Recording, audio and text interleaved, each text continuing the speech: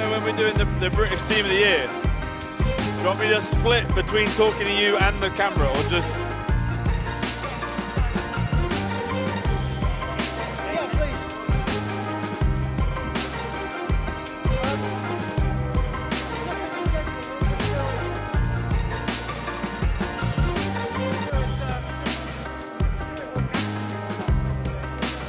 But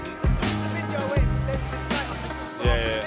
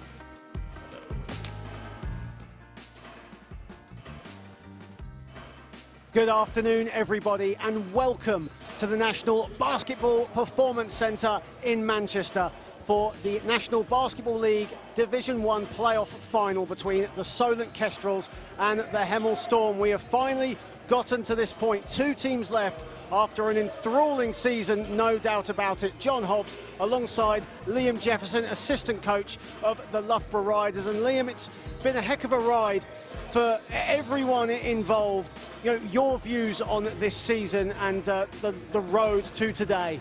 Yeah, first of all, it's a pleasure to be here with you again, John, after the L Lynch Trophy final. And after the sort of year that we've had, it's a phenomenal achievement to be at this point as well, and to have these two teams out here celebrating what has been a great Division 1 season so far. I mean, Solent coming into the game after that resounding win in the semi-final against Newcastle.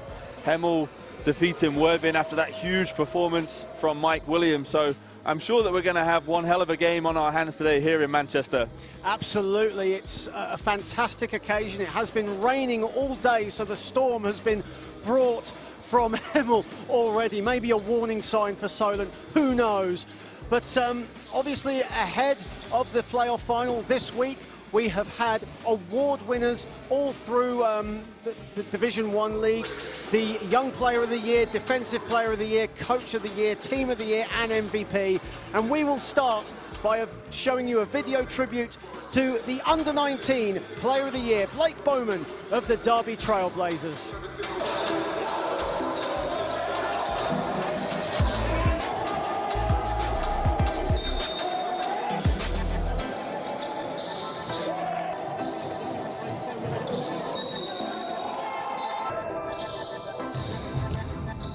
Oh, nice spin move going to work off the glass. Gets to the line.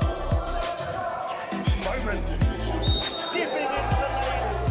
Sigmund is stolen by Blake Bowman, and here come the Blazers. Bowman through traffic, easy. Blake Bowman plants himself, gets another. Regardless of whether Derby will score or not. Bowman dancing through the. Blake Bowman coming to work. Puts the two up. Bowman powering to the roof, gets the two. Great play from the youngster. Blake Bowman will go! Oh yeah! Can't wait before that. Bowman goes to work. Blake Bowman, the Under-19 Player of the Year from the Derby Trailblazers. Congratulations to Blake Bowman. And now the Solent Kestrels' Andre Arisol, who won Defensive Player of the Year. Closely marked by Arisol. Good defense from Arisol, and now the Kestrels can break. It's 3-on-3 off Rockwell. For the British game as well. You know, there is a lot of talent in NBL Division 1, there's no doubt about that. Going to work on Rockwell. Arisol with the steal.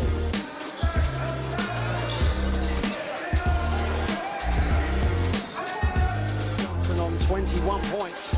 Stolen by Arisol.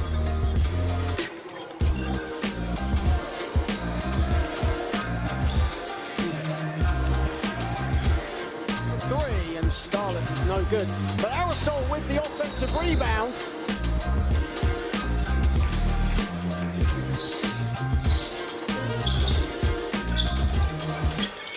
Jones' pass broken up by Arisol.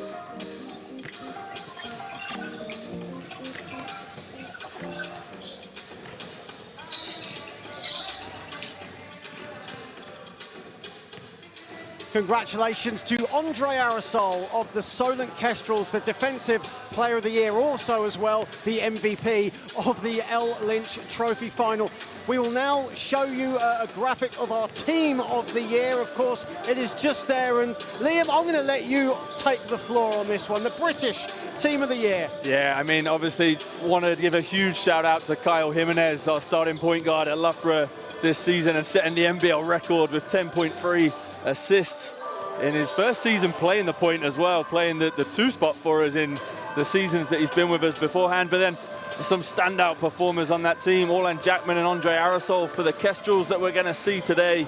Two phenomenal seasons from those two. Mo Williams, what a signing he was for the Leicester Warriors halfway through the season, coming in absolutely walking double-double, ended up with the scoring title of 24.8 points and then 10.3 rebounds. And then Blaine Freckleton, underrated development from him this year, I think, especially as a playmaker. So a standout season at 15.2 points, but another 5.9 assists to go with that as well. He's had another really strong year in Division 1 with Thames Valley Cavaliers. So a testament to the strength of the level of British player that we have in Division 1. Absolutely. So for the Coach of the Year as well, Matt Guymon of the Solent Kestrels. Who else but Matt Guymon? Hat-trick of NBL Division 1 titles. Matt Guymon, congratulations to him, Coach of the Year. Like you say, John, third year in a row for Matt Guymon, and also a testament to the coaching staff that they have there at Solent as well, with Matt being on paternity for a few weeks mid-season and Jack O'Keefe taking over, and it just being seamless. So just, yeah, a massive testament, and well done to Matt, but also to the coaching staff there at the Solent Kestrels as well. Absolutely. And also, before we get into the MVP for Greg Polion, the Team of the Year as well. A fantastic award for those 5 players that we will be mentioning in just a second.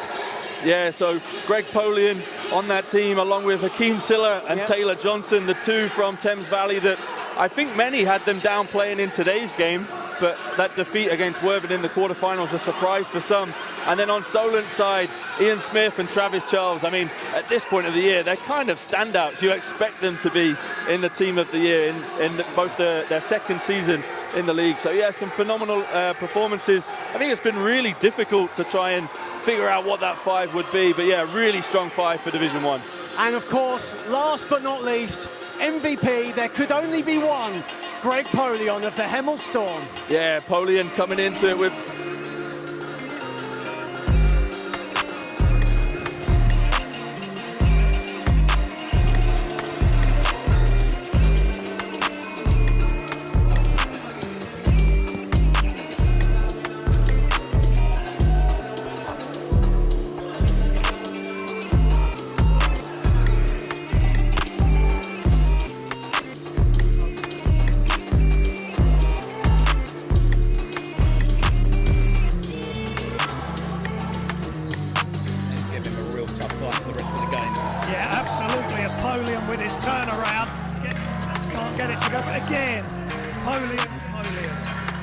jab step, little fade away, knocks it down inside. Polion jump hook is good.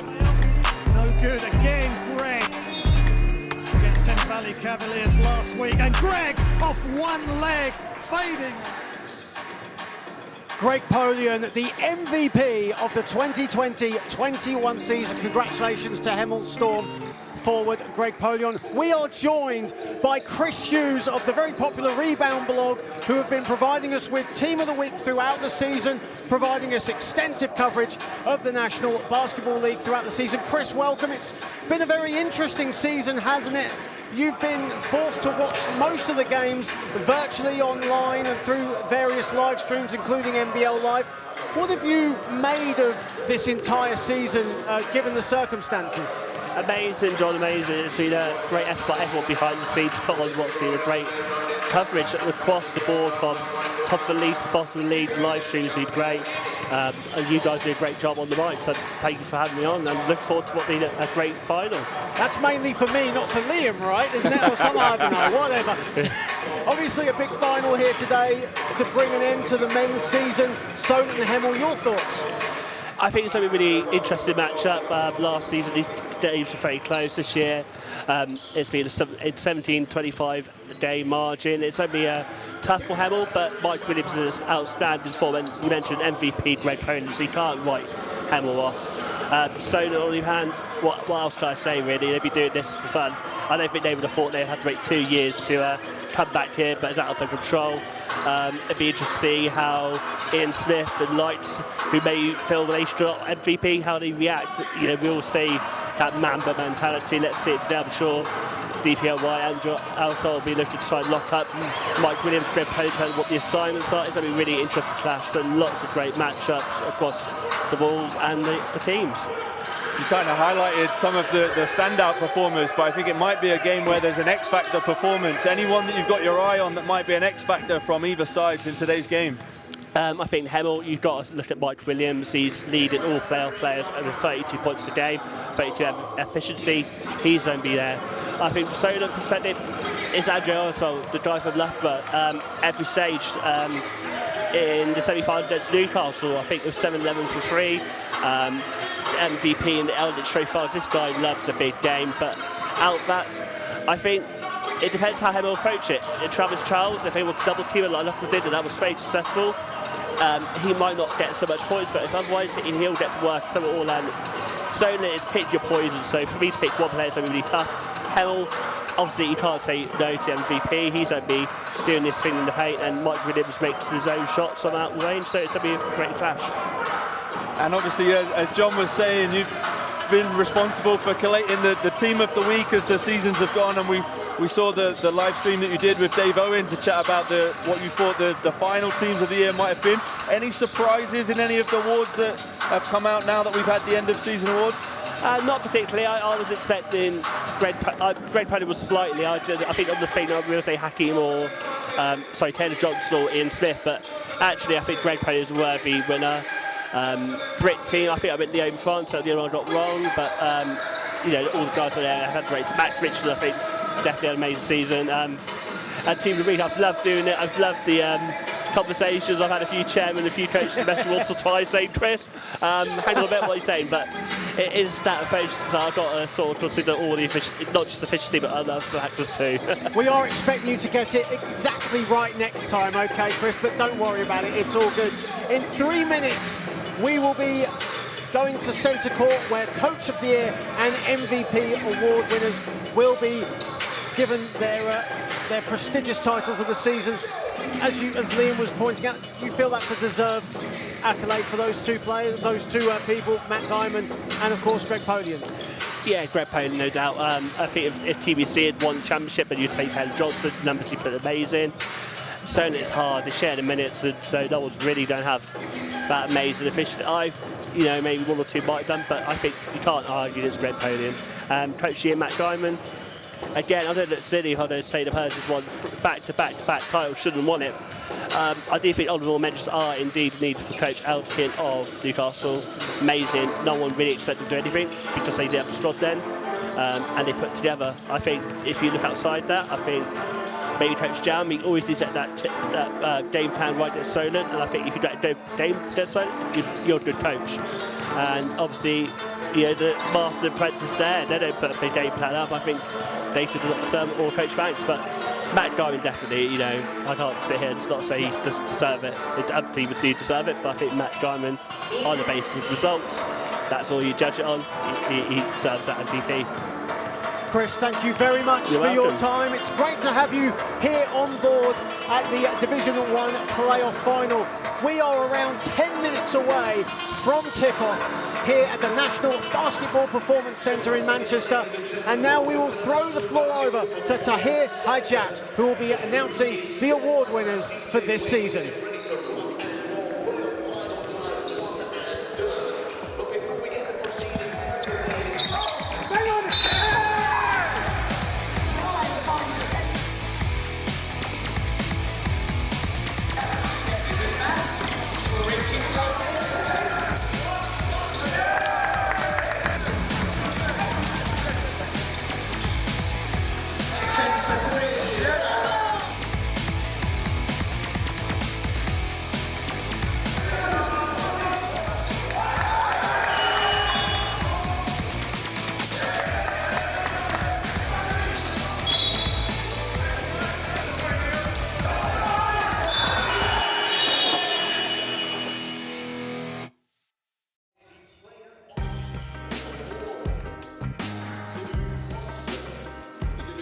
And you have joined us, excuse me, just as the MVP award is about to come out now, as Greg Polian will accept the Gold Wilson Ball for this season. Matt Guymon just awarded the Coach of the Year, and Liam, just great accolades for both guys. Yeah, definitely, and I kind of shot the mark wanting to talk about Polian a little bit earlier on, but what a season he's had. 22.9 points, 11.9 rebounds, shooting over 60% from the field, and he had that huge game where I think it was against Derby where it was a 57 efficiency game, which we very rarely see. 46-point outing for Greg Polian in that game. Yeah, just an unbelievable season from him. But as we said with Chris just now, there's so many high-level players in Division 1 this season. It could have gone to any one of 3 or 4 players. So yeah, but a massive congratulations to both Matt Guymon and Greg Polian. But I think both of them would trade their individual accolades for the big one today in the playoff final, and be interesting to see which one of them is going to come out on top.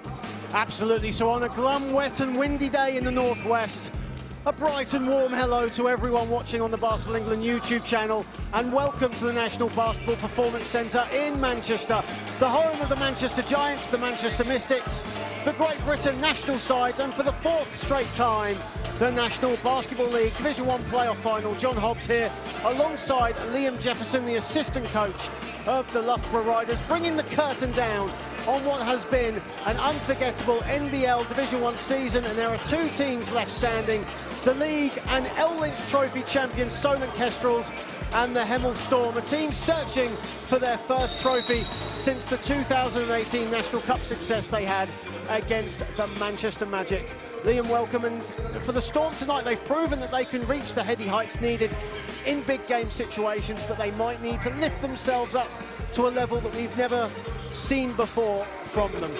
Yeah, for sure, but I think this is a game that not many people, after the L-Lynch Trophy and how the league went, had Hemel making the final. I think if you would have asked around the league, a lot of people thought it was going to be Solent TVC, so they don't really have an awful lot to lose. I mean, they have a great team over there in orange as they're introduced to the floor, but they can come in with that underdog mentality ever so slightly today. But at the same time, when you've got players like Mike Williams and Greg Polian on your roster, don't know how much of an underdog you can call yourselves. They have some solid role players on that team as well, but not an awful lot of depth. So let's see how they're going to match up with the Kestrels in today's final. I understand we are having some issues with our screen at the moment. Everything has gone black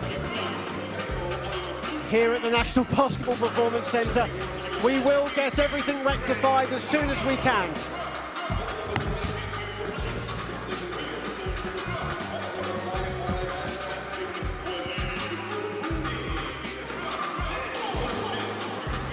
So we do apologise for the picture being off at the moment. I hope you can still hear us at the moment as well.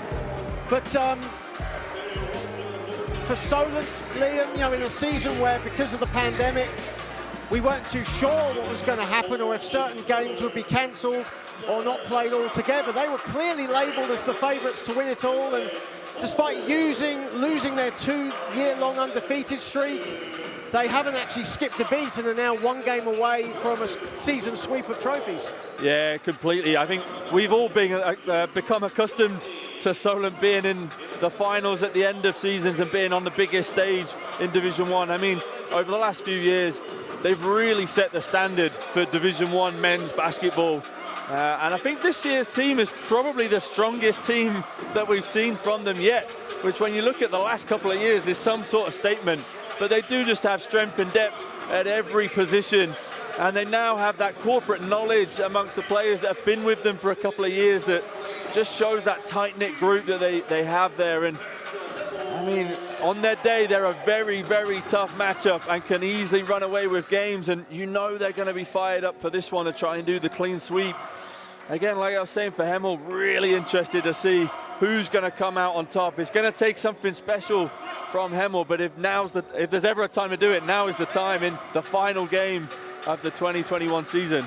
Absolutely. A quick look at the Solent team list for today's game, and it's a star-studded group of players, led of course by Ian Smith and Travis Charles, but Orlan Jackman obviously a threat as well.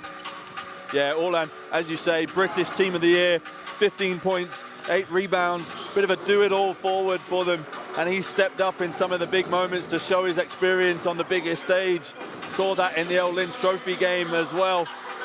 But then you've also got role players in there as well, someone like an Elliot Dadds and a Brendan Okoronkwo that have kind of slid into that role when they've had larger roles on the team in the past. I mean, like I said, just strength and depth in every position, so it's going to be a tough task for Hemel.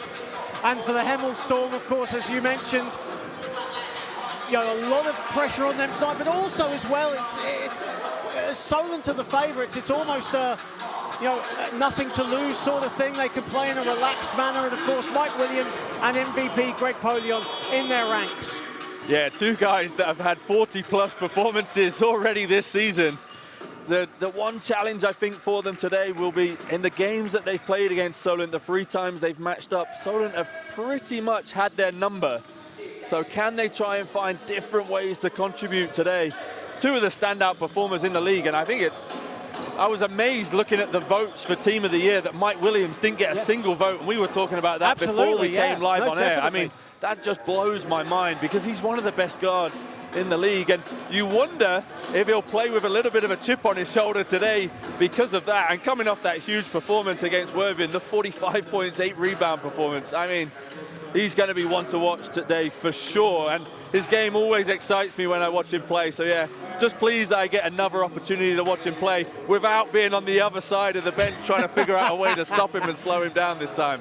Starting 5s for the two teams, starting with the Solent Kestrels. In fact, to be honest, with both teams, it's almost as you were throughout the entire season. For the Solent Kestrels, Ian Smith, Orlan Jackman, Brendan Okoronkwo, and Andre Arisol and Travis Charles. For the Hemel Storm, Mike Williams, Bodie Adalola, Levi Knoll, Teo Oyafusi, and Greg Polion. It's pretty much as expected as you were. Yeah, definitely. Solent started with Dads at the start of the season and Arisol coming off the bench. But as you've seen, he kind of sets the tone for them defensively.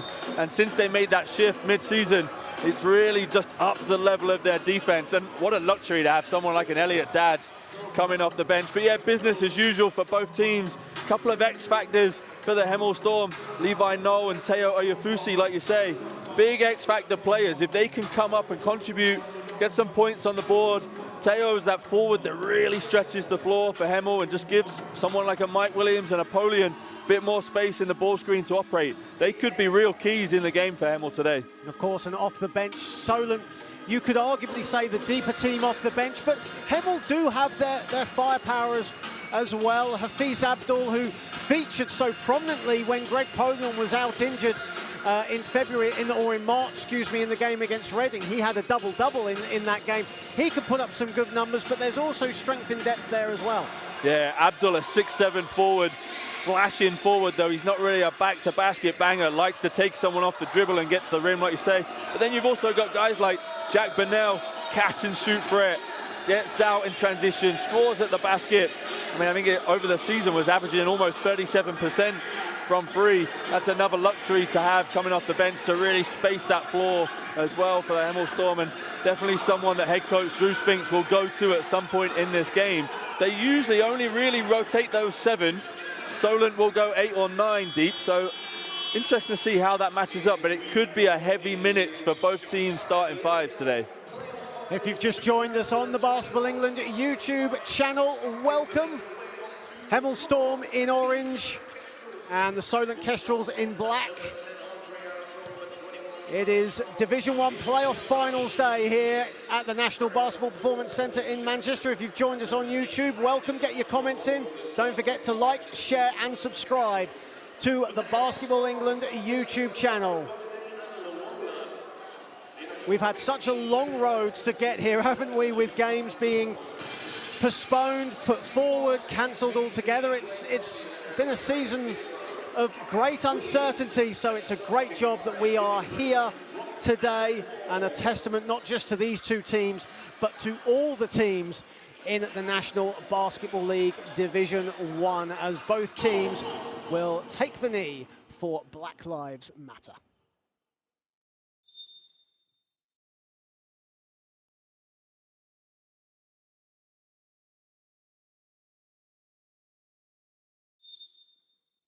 As we have seen all season long, teams across the league sharing their respect and their commitment to the Black Lives Matter movement. Just to get to this point, Liam, it's just such a great occasion. It's behind closed doors, but still a great occasion that we've even got to this point. Yeah, I mean, we never at one point didn't think we were going to have a season. So the fact that we've been able to play the Lynch Trophy and this game, just an absolute pleasure to be here and to be able to call the game today. Absolutely, an inside Polion with a statement of intent with the jam, and Hemel off the board. What a start. And I think Solent just struggling to get their defense set off the tip, and that's the way that you want to start the ball game and get your energy going over on the bench. Travis Charles in his favorite spot, no good. Levi Knoll with his first rebound of the day. Stolen though by Jackman off the pass from Levi Knoll, and Jackman makes no mistake. 2 easy scores at either end. Yeah, and a good no call from the official there as well, because Jackman took a bit of a hit in the face on the steal. And you want to let these two teams start off and actually play some basketball at the start of the ball game. It's been a very popular comment throughout social media this week that British basketball referees let the two teams play, as Williams, who had 45 points last week, no good with his first attempt, actually started the game very slowly against Worthing before lighting up as Jackman puts in a 3. Orland Jackman, he is a big game player. Already with the first 5 points for Solent. We might have a repeat of the Lynch Trophy final on our hands. Oyafusi looking for Williams, finds Williams inside. Good defense there from Brendan Okoronkwo. And the ball will go out of bounds. Great recovery from Okoronkwo as well, because it looked like they were full deny on Williams to try and take it away out of that the dribble handoff with the big up high. And then to get back in front after he cut back door is just a great defensive effort from the Solent guard. Williams, beautiful footwork there from Mike Williams. And that's his first score of the day. He's going to be such a handful for those guards at Solent. Luxury to have 3 of them to rotate and guard him, though. Travis Charles double-teamed. Solent passing the ball around nicely. But Arasol's 3 is off, and Knoll with the loose ball. Adalola wide open, but long with his 3-point attempt, and Smith comes up with it. Very fast-paced start to this ball game as Smith keeps his dribble alive and passes it out to Charles. Again, the double team. Okoronkwo with 8 to shoot. Arasol finds Smith in the corner for 3. And that's where Solent get their points. They love that dribble penetration and then kick out whenever they get the defense to collapse. And that's something that Hemel are going to have to be aware of. Got to keep guys in front and keep them out of the paint.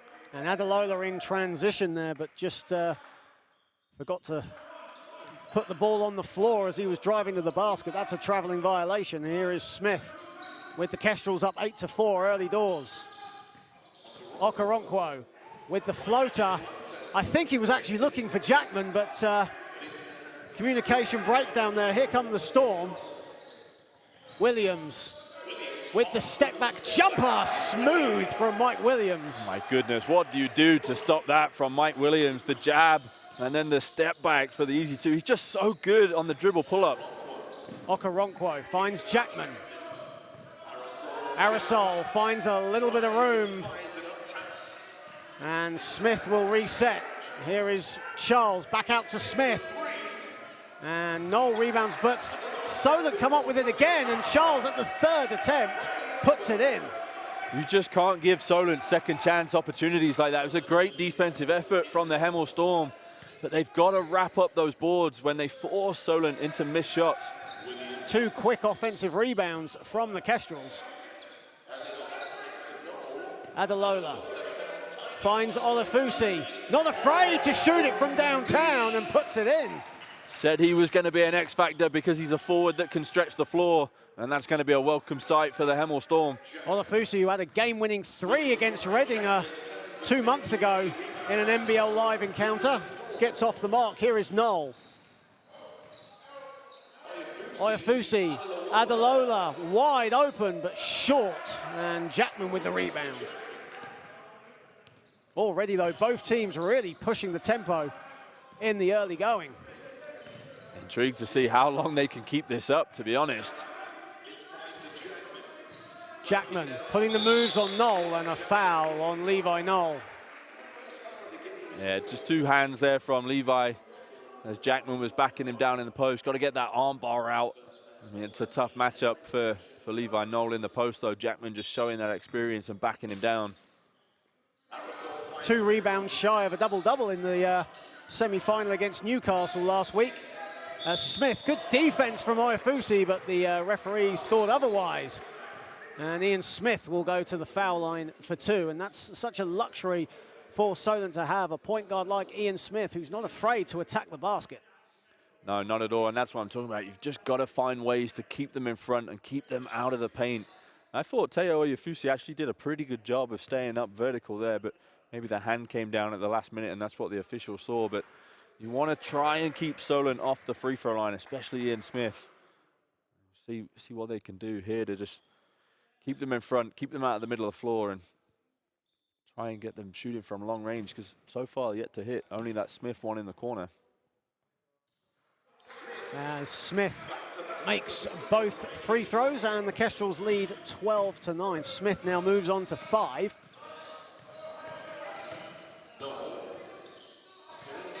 Williams creating his own shot there, but misses the 2. Aerosol. Charles, back to Aerosol. The defensive player of the year, nearly showing his offensive repertoire there as Jackman on the follow, and Adalola with the rebound. And again, Hemel just getting lucky on the offensive rebound, second chance opportunity. Oyafusi for 3, short, and Smith with the rebound. 2 rebounds already for Ian Smith. Smith finds Aerosol. Aerosol strings a 3. Andre Aerosol, who hit 7 3-pointers in the semi-final against Newcastle, opens his account from downtown today. Adalola finds Polion. Polion short, and Smith again with the rebound. Charles puts it in from the baseline, and the Kestrels have raced out to a 17-9 lead. We've seen this all season long. Kestrels getting out to a fast start, and they're already up by 8 here. Definitely, Hemel need a good look here, and hopefully that one, not a great look for Levi Knoll. Just need to find a good look to try and slow this Solent advantage and trim into that momentum that they've got going at the minute. Jackman on the spin, and Jackman traveled with it. Early though from Orlan Jackman. Not seen him back down this much early on in games. Looks like the part of Solent's strategy, go inside to him in the post. And Hafiz Abdul, who we mentioned earlier, you know, a good player off the bench, a good forward to have. 20 points, 13 rebounds against Reading in March. That was when Greg Polion was out injured. Really stepped up, and he's on the floor for the first time today. He's a player as well. We saw in his stint with the Essex and Hearts Leopards last year how much he can put the ball in the basket. Absolutely. And multiple 20-point games for the young fella. He could be another X factor as well, just like Oyafusi. As Jack Bonnell comes into the game, and Bodie Adalola will take a seat. Jack Bonnell, a 3-point specialist, and has had 2 games this season where he's knocked down 6 3-pointers in a game, most notably against the Nottingham Hoods in the playoffs. However, Hemel not getting the job done on offense right now, as Ian Smith has the ball for the Kestrels. Aerosol for 3, puts it in. Andre Aerosol from downtown. Timeout, Hemel. Everything going the way of the Solent Kestrels right now. Yeah, definitely. And Andre Aerosol, such an improved shooter when he has his feet set. As you said, 7 earlier on in one game this season. He's just a threat there if you give him that much time and space. Head coach Drew Spinks here, though, is going to be talking about that double team. It's something we did when we played Solent in the quarterfinals, is doubling Travis Charles in that low block, try and get the ball out of his hands. But if you look at the minute, the other 3 players that are off ball are just a little late in their rotation. So if you're going to double off the passer, you've got to make sure that you're back out there with whoever the next is. Don't worry about the guy in the corner because you can rotate out there. So that's exactly what I would expect him to be saying. I don't think there's any need to go away from that tactic at the minute because it's getting the ball out of Charles's hand, but you can't give him wide open jump shots like that if you're going to double down on him. So these two teams have played each other 3 times this season. Solent have won all 3 encounters, 2 games in the league where Solent won 76-59 in Hemel and then 90-65 at the Solent Sports Complex. They also met in the L Lynch Trophy quarter-final where Solent came out 88-68 victors. So Hemel really do not want a repeat of those first 3 encounters here today, but they do trail 20-9 with 3:09 left in the first quarter. Here is Noel.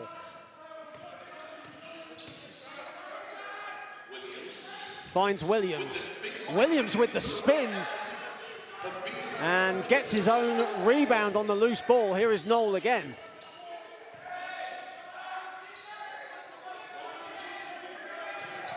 Polion, shot clock down to 3. Williams puts up a 3.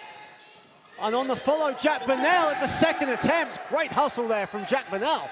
Definitely, and you see the impact from Burnell and Hafiz Abdul. Now that they're on the floor, that's 2 offensive rebounds that have given Hemel another opportunity and second chance points.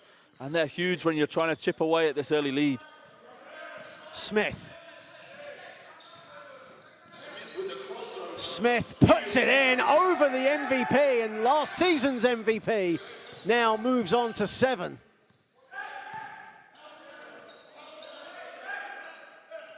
Burnell. Good defense there from the Defensive Player of the Year, Andre Arisol. 6 to shoot. Noel, and Noel stepped out of bounds, and already from Solent, Liam, great defense, putting pressure on Greg Polion and forcing him into another pass so Hemel can continue their offense. Yeah, they're just making it so hard for him to get any sort of catch in the areas where he's dangerous. So that kind of, that low mid block or looking around the elbows or where he likes to operate, likes that face-up jump shot. But Travis Charles, who's now head to the bench, was just in full deny and making him work for every catch. And that's going to tire you out very quickly. Absolutely, and Luke Bazumbro now will go to the foul line as he gets into the game for the first time today. Lashley, the player that comes in for Charles as well, so it's going to be his job now, no doubt, to be the guy denying on Polion. And what a luxury that is to be able to bring someone like Lashley in. And that's what I mean about for Greg Polion. Not going to really be able to get much rest if he's got those 2 chopping and changing and guarding him on each possession. Absolutely, averaging 23 points and 11 rebounds this season, Greg Polion, as Chris Scarlett will come into the game for the first time. Andre Arisol will take a seat, and Chris Scarlett, a lot like Jack Burnell in a way, a 3-point specialist. Yeah, you can't give him any sort of time and space, and he's one of those that, like we were saying, I don't think now with Charles off the floor, they're probably not going to double the post, but he just spaces the floor and gives them more space to operate when they do. Adalola, nice move. Polion gets the offensive rebound, but he's swamped by 3 Solent players, and the ball will stay with the Storm after a bit of deliberation between the officials. One thing that just really impresses me about this Solent team, John, is the rare occasions where they do give up the offensive rebound, they do a great job of just standing tall and not allowing the offensive player to go back up. You tend to find that often on an offensive rebound, players that can go straight back up, that's when you're going to get fouls called, you're going to be able to go to the free throw line, you're going to take a lot of contact. Solent just do a great job of standing big and tall, keeping their hands up, forcing guys to shoot over them, and it gives them no space to be able to operate in. As you can see, Brendan Okoronkwo coming back into the game. Luke Bazumbro's picked up 2 quick fouls. Kestrels lead by 12 with 1:27 remaining in the Division 1 playoff final, as the referees just want to confirm something with the table. Solent shooting 42% from the field, and Hemel a little lower on 33. Hemel shooting just 4 for 12 from the field. They'll want to put up their field goal percentage as this game wears on to get back into it. Here is Burnell.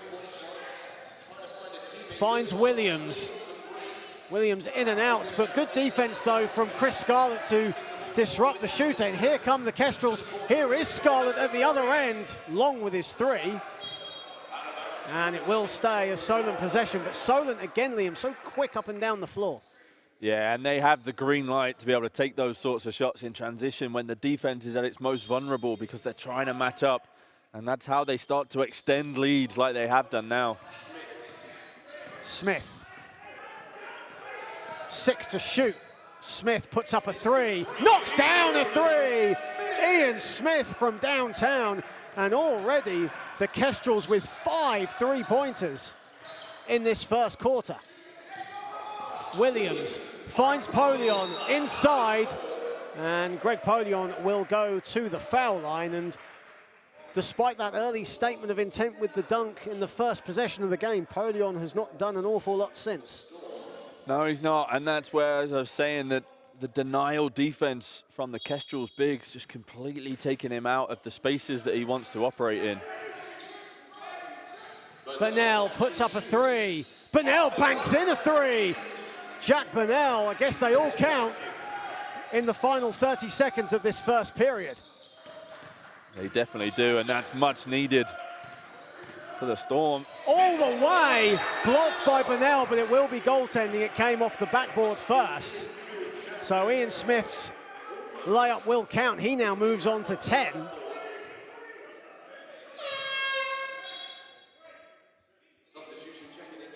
As Andre Aerosol will come back into the game, Ian Smith will take a seat.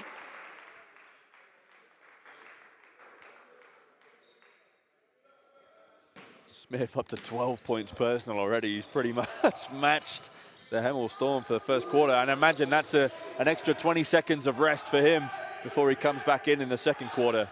Shot clock turned off, so Hemel will get, or should get, the final possession, but instead Hafiz Abdul puts in a two. Here again is Abdul putting the moves on Aerosol. Nice pass inside. And Polion on the buzzer.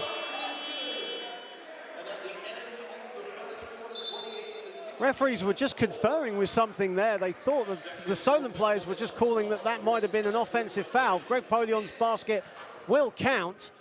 So Hemel finished the quarter off strong. However, the Kestrels lead 28-16. Yeah, and this is playoff final basketball, so I don't think they're going to get that call in that moment. The referees are doing a pretty good job, in my opinion, of allowing them to play through a lot of contact. But you can even see both teams flying around for the offensive boards, wanting to put something on it, wanting to try and get second chance opportunities. Defensively, there's a lot of holding, there's a lot of grabbing, but it's the sort of basketball that we want to see in a playoff final. I mean, Hemel a little bit lucky on that last possession there. Hafiz Abdul taking a shot with 8 seconds on the game clock before the period expired. Luckily got the second chance opportunity and then made up for it with that nice little pocket pass into Polion for the score. But I mean, it's at the defensive end that Hemel are gonna have to chip away. They're gonna have to get stops. And it was, as I was saying before, they've given up 2 or 3 second chance opportunities to the Kestrels. And they just punish you when you do that. They're so good at really capitalizing on mistakes.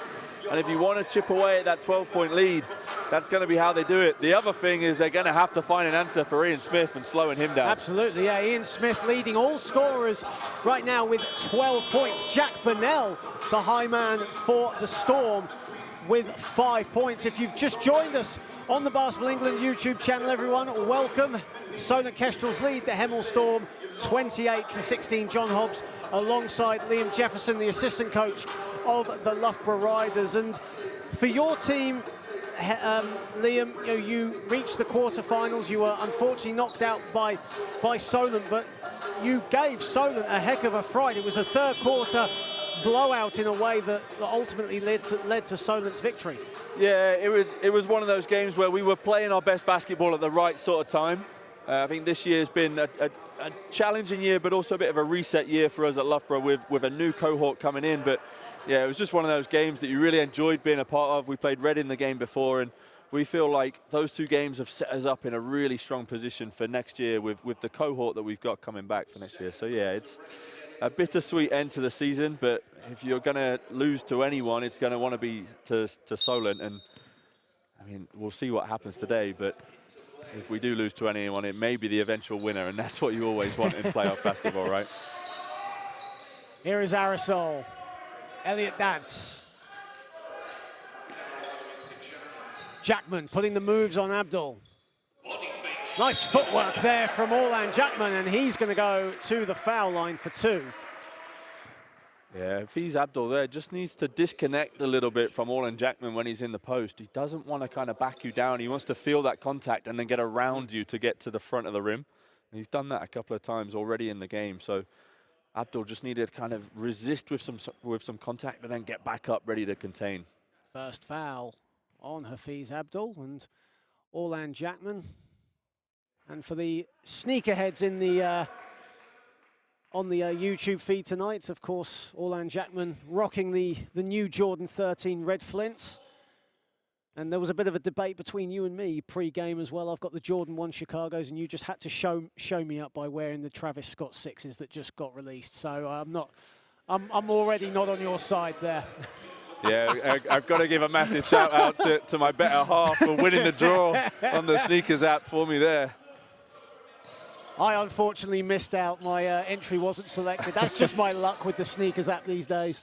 It was Polion just over the free throw line, and Greg Polion scores. And that's probably the easiest look he's got yet in the game. And like I said, they're the areas that he wants to operate in. Okoronkwo long with his three-point attempt, and Teo Oyefusi comes up with the rebound. Here is Williams. Williams finds a bit of room, but good recovery there from Elliot Dadz. On the follow, Abdul misses the 2. And Williams will reset. And a little too enthusiastic, Elliot Dadz. Yeah, just left his hand in a little bit too long there, so called for the hand check. But you can kind of see from the Solent Kestrels, they don't want to give Mike Williams any time or space. They know that he's a threat off the dribble, both from 2 and from 3. So just swarming him on any catch. So I think the coaching staff there would be, they're happy with the foul rather than giving up an uncontested or an open jump shot for him. Adalola. A little bit of room, but misses the short 2. Aerosol rebounds.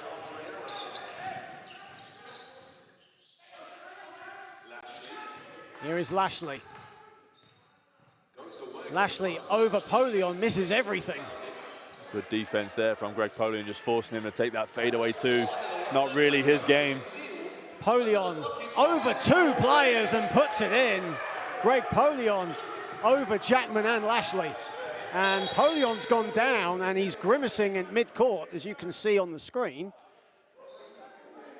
I think he just got caught up, tangled with Orlan Jackman. It was, definitely accidental, but it was either Jackman or his teammate, Hafiz Abdul. He just kind of clipped. It was one of the 2 that were close by, but Greg Polion really grimacing here and still on the floor.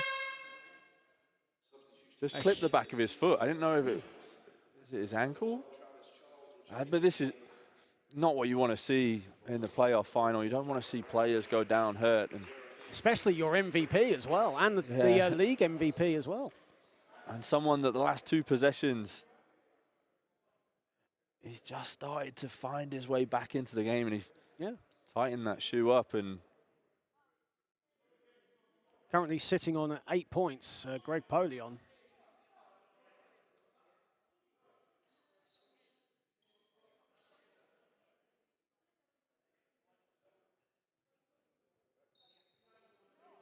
Well, Polion is staying on the court. He seems to be walking okay. He's, as you said, just tightened the shoe up, and 8:14 left in the second quarter. You know, it's good to see Polion up on his feet and doesn't seem to be in any pain, as you can see, but a bit of a scare, no doubt, for the Hemel Storm. Yeah, definitely. I don't know if he is 100%, just looking at his face a little bit, but it's also one of those games where you know there's no other game coming after this one. So if you're going to leave it all out on the floor, now's the time to do it. Orlan Jackman inside. And the Kestrels lead 30-20, back up by double digits. Williams stolen by Dads, and now Dads can break. It's 3-on-2 in favour of the Storm. Good defence from Oyafusi, and the ball will go out of bounds, and it'll be a Hemel ball. Good recovery, though, from the Hemel Storm. Definitely, and just with this Hemel lineup at the minute, they have Polia and they have Abdul and they have Oyafusi out there. So 3 forwards as opposed to the usual 2 when they have the free guard lineup, and that just gives them a little bit more length when Solent are attacking the basket.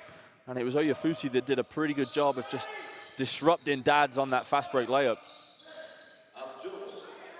Abdul stolen by Okoronkwo. It's 1-on-1. Okoronkwo finds Smith in transition. It will end up with a free throw to Ian Smith. Good defense, though, from Brendan Okoronkwo.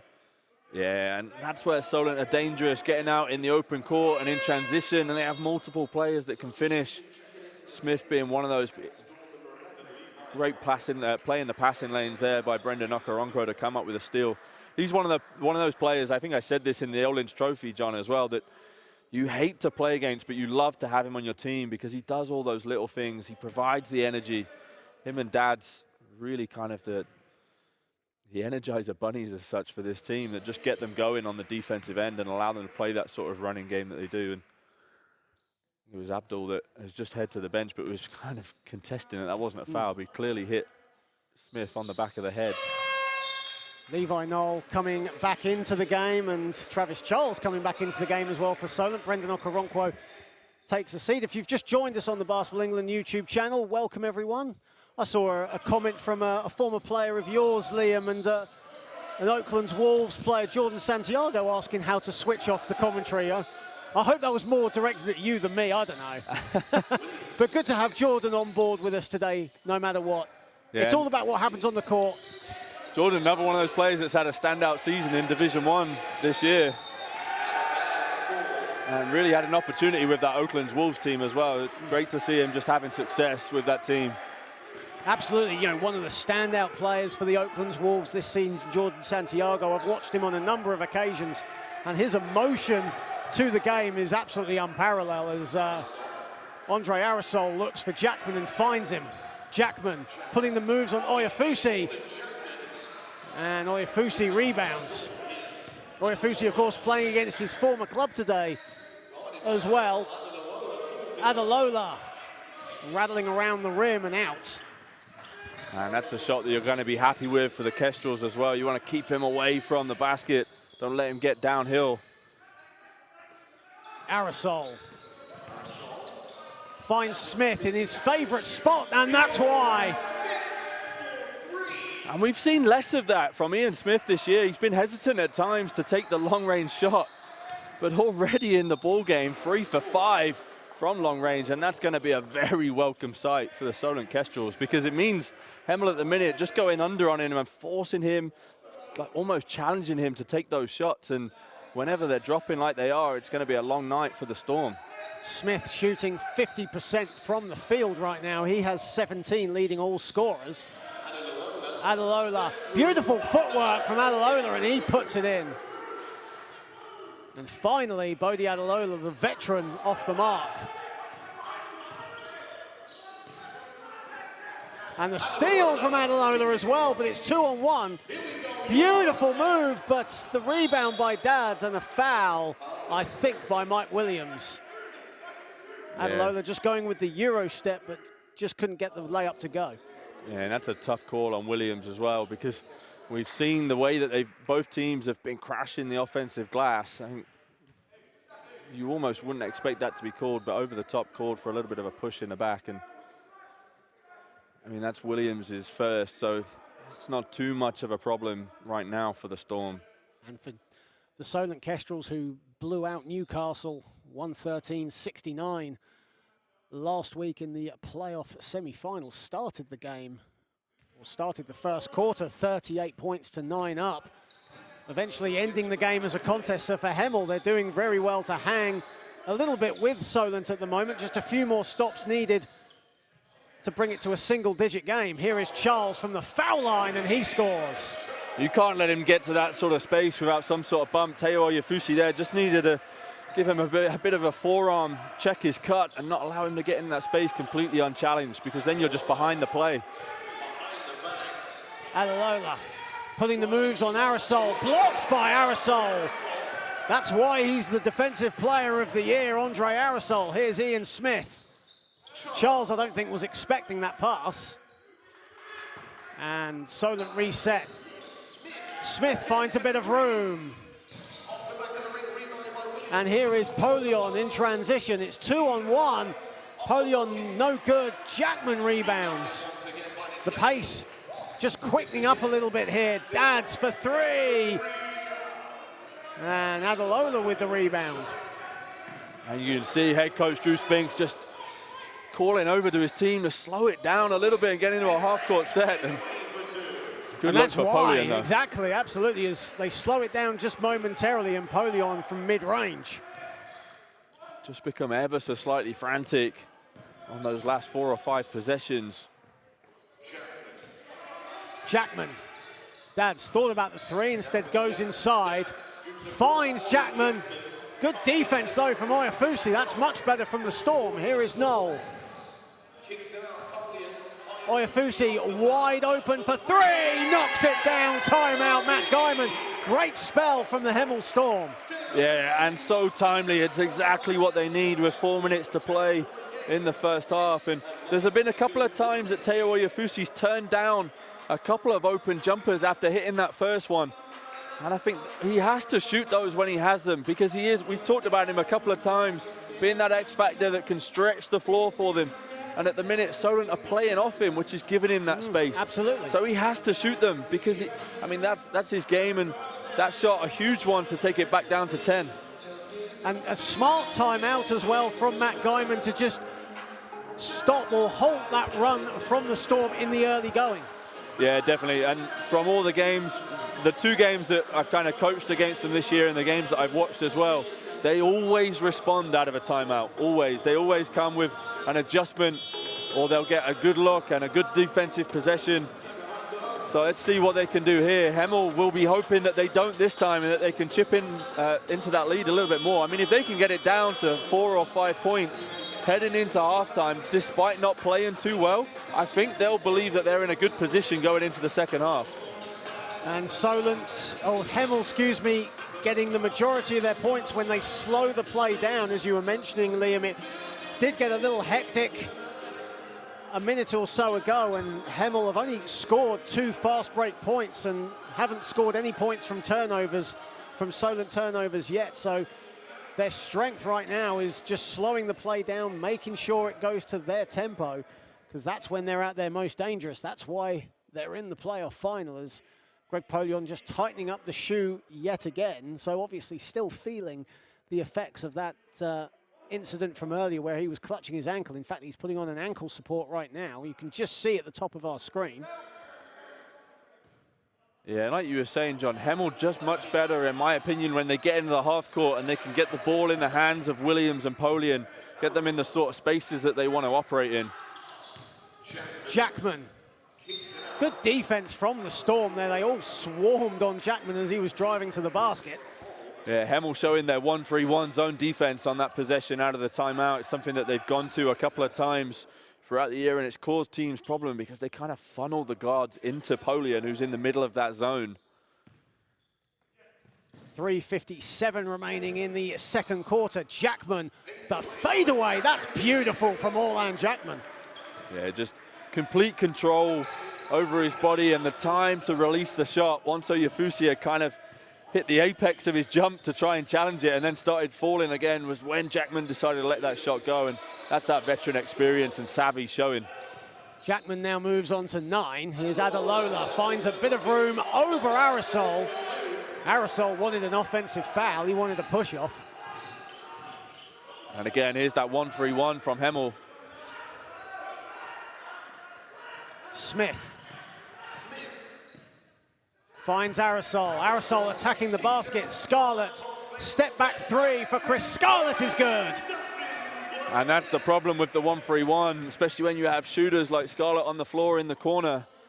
If there's any sort of breakdown and it gets to open shooters, they have way too much time and space, and Scarlett doesn't need too much of it to get his shot off. That's his first points of the day. Williams long with his 2.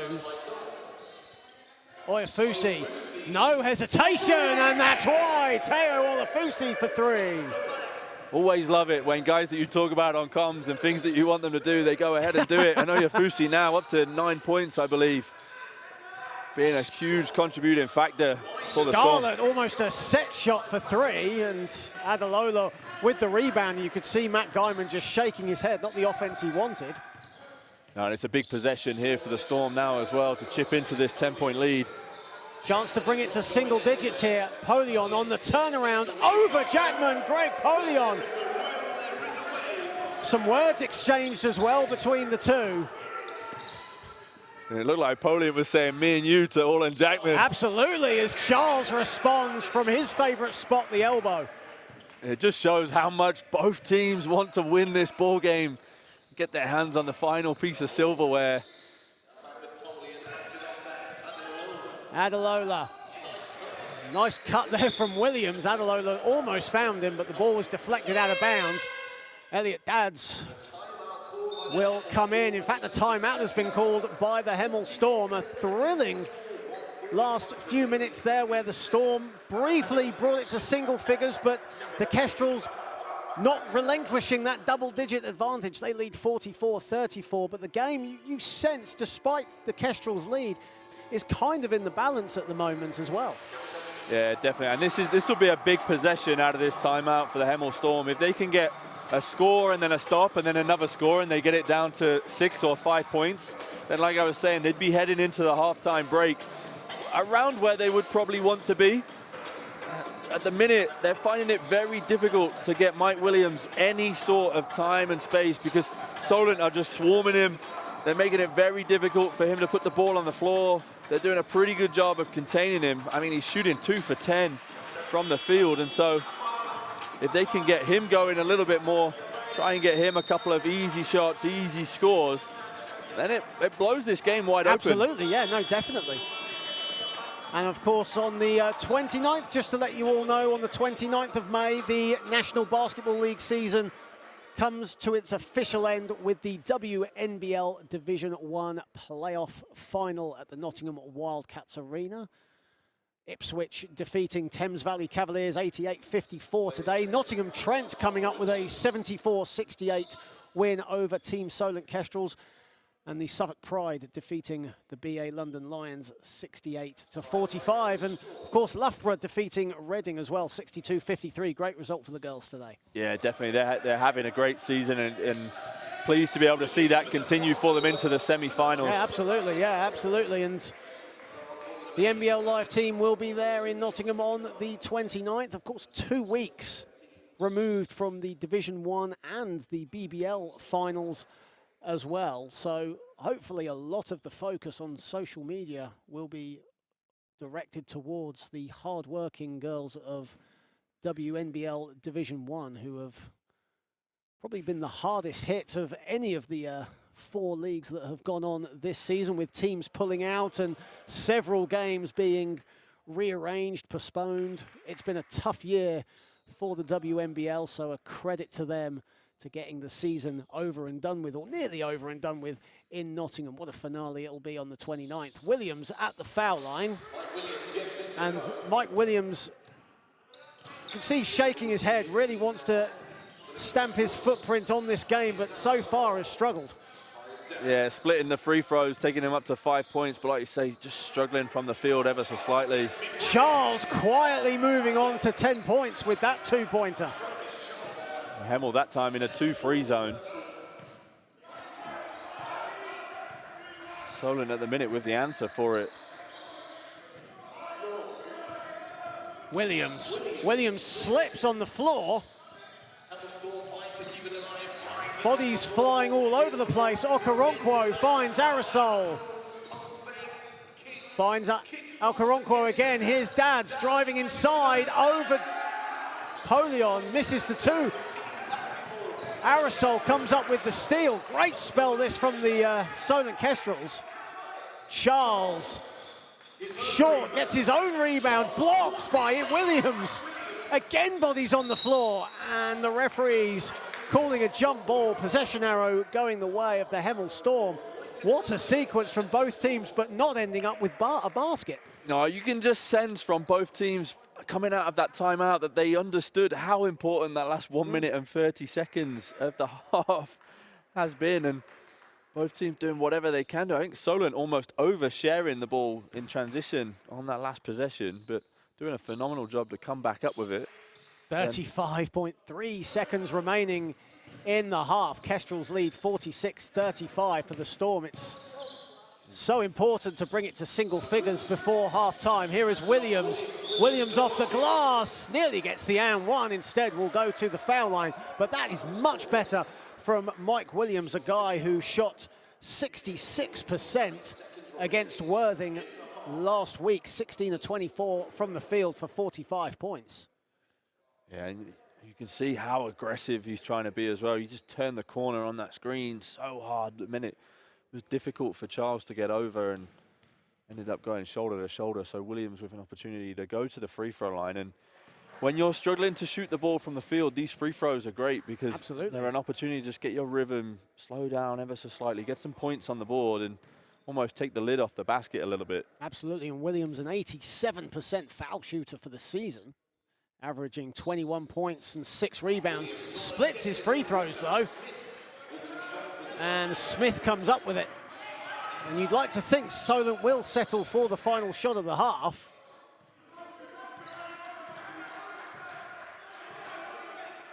Okoronkwo finds Smith. Smith driving inside, blocked by Williams. And a foul is called. You can see the Hemel bench, Andrew Spinks, animated on the bench as the foul is called. That is on Walid Mamouni, who's into the game. I think that's the it is the fifth team foul as well. So 1.8 seconds left in the half. And the other thing is with the Storm having used both of their timeouts, there's not even a chance here for Drew Spinks even to draw something up for this last 2 seconds. Ian Smith leading all scorers with 18 points. Chance to go on to 19 points. 1.8 seconds remaining. As you say, Liam, not really enough time for Hemel. It's going to pretty much have to be a Hail Mary from their own court. Yeah, and that means that it's probably going to be a double digit. Absolutely. I mean, we're up to 11 now, so a double digit lead at halftime is very different from when we were saying it could have been 6 or 7. Absolutely, and just what I was going to allude to just now is Solent have kept their double digit lead intact going into the locker room, which will be a heartbreaker for the Storm, as Adelola's shot is way off. He was shot just after the buzzer anyway, and that is the halftime buzzer sounding, and the Solent Kestrels lead 48-36. Ian Smith leading all scorers with 19 points. Travis Charles with 10. And for the Storm, Greg Polion, the MVP of the season, with 12. Yeah, it's been that defense for Solent that's just completely taken Hemel out of their rhythm. They came into the game, I think, averaging around 90 points a game. Yeah. And I think they were in the top 3 or 4 for points average, and they've held them to 36, and it's because they're taking away that space in and around the paint. Williams loves to come off the ball screen, look to pull up or look for that little dump off pass to Polion, who's rolling, but Solent are just so good at playing off of their man and playing loose defensively, almost getting in the passing lanes, and they're just doing that so well at the moment that it's making it difficult for Hemel to get any sort of time and space. And you see Mike Williams walking off in front of us there, looking up at the scoreboard and just showing some emotion and some frustration as well. But they have an opportunity to regroup here, and the coaching staff over at Hemel with Drew Spinks and Mike Darlow, you know that they'll come with some sort of answer for the second half. Absolutely. But 2 for 10 from the field. Mike Williams is shooting right now. He's played all 20 minutes of this game, mind, but only shooting 2 for 10 from the field. Hemel, 40% as a team as well. They need to improve that just a little bit to just eat away at the Solent lead. Yeah, they do for sure. I mean, only double-digit scorer for them is Polion, and he's played the full 20 minutes, and about 10 of them now on what we think is a rolled ankle. And the only other one really close is Teoya Fusi, who's all 9 of his points have come from behind the 3-point line. So yeah, you've got to try and find ways for Williams to get scores, and also to try and get some points off the bench. Jack Burnell with 5 is the only points that they've got from their bench so far. And that's where I think points from the bench for Solent. Only 4 from Solent, actually. I thought it might have been a little bit more for Solent. Yeah, really interested to see what the adjustments will be from Hemel. They've tried a couple of different things. They tried the 1-3-1 zone. They tried the 2-3 zone. They've doubled Charles in the post. Yeah. So at some point, you would like to think that something's going to work for them and they can start to string together consecutive stops and allow them to then go stop, score, stop. But we shall see, I guess, in the second half. Absolutely. But, you know, Solent shooting 46% from downtown, but by their high, lofty standards, not the best of second quarters. There was a lot of scrappy basketball from Solent, and Hemel almost played to that, you feel, as well, at times. You know, for Solent, for Matt Guymon, what will you be saying to your guys? I think they've just got to continue to find the right look for them on the offensive end. I mean, they've still put up 48 points, yeah, absolutely, right? But yeah. I think it's been very reliant upon Smith. There's been a couple of times when, especially playing in transition against disorganized defense, they've almost made one pass too many rather than taking the shot that they have. I mean, at the minute, you probably wouldn't be too disappointed. You're heading into halftime with a 12-point lead. The one thing that Solent have been really, really good at this year is how they start second halves. They always come out for the first 3 or 4 minutes, and they did it against us in the quarterfinals. First 3 or 4 minutes of that third period is when they really come into their own. And so, see if they've got it again. Hemel will have to be ready for that. We definitely weren't in the quarterfinal, and that was the difference in the ball game. So, we'll see. But right now, if I was Matt Guymon, I'd be pretty happy with where we're at. We've pretty much found a solution to anything that Hemel have thrown at them. So, yeah, we shall see. And that ends the half of the NBL Division 1 playoff final between the Solent Kestrels and the Hemel Storm. Solent lead 48-36. Join us in around 10 minutes' time for the second half. We'll be back in a bit.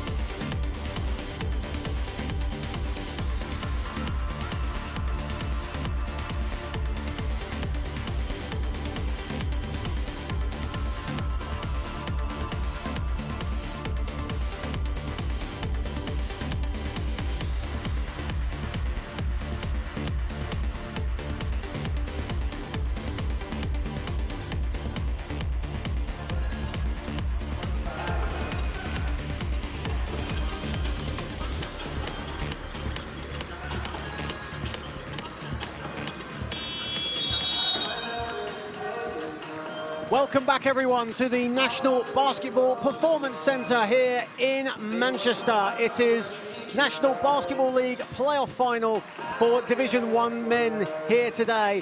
The Solent Kestrels lead 48-36 over the Hemel Storm. John Hobbs alongside Liam Jefferson, the assistant coach of the Loughborough Riders. And before we just go to Liam, a quick shout out to today's matchday sponsors and NBL Live sponsors. Wilson, who are the official basketball supplier to the National Basketball League.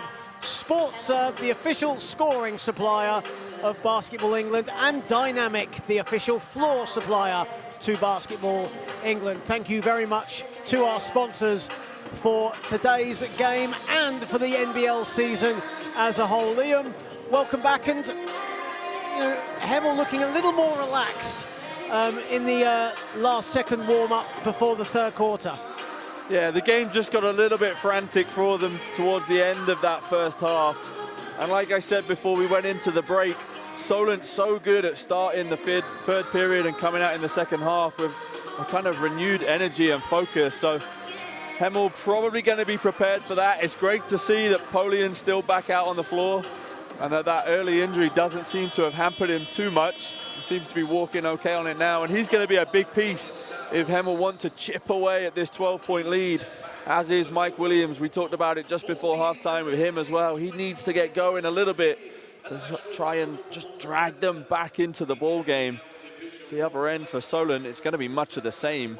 Can they get the ball in the hands of Ian Smith and allow him to do what he's done so far in just under 18 minutes of action with 19 points, 5 rebounds and 4 assists? Absolutely. Both Mike Williams and Bodie Alalola shooting 2 for 10 from the field. Greg Polion 6 for 8 from the field. However, he only has 1 rebound at the moment.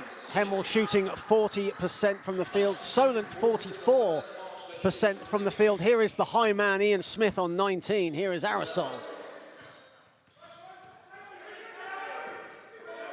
Jackman. Solent pinging the ball around nicely. And the ball goes out of bounds. 2.7 on the shot clock. So Solent will need to get a shot up quickly.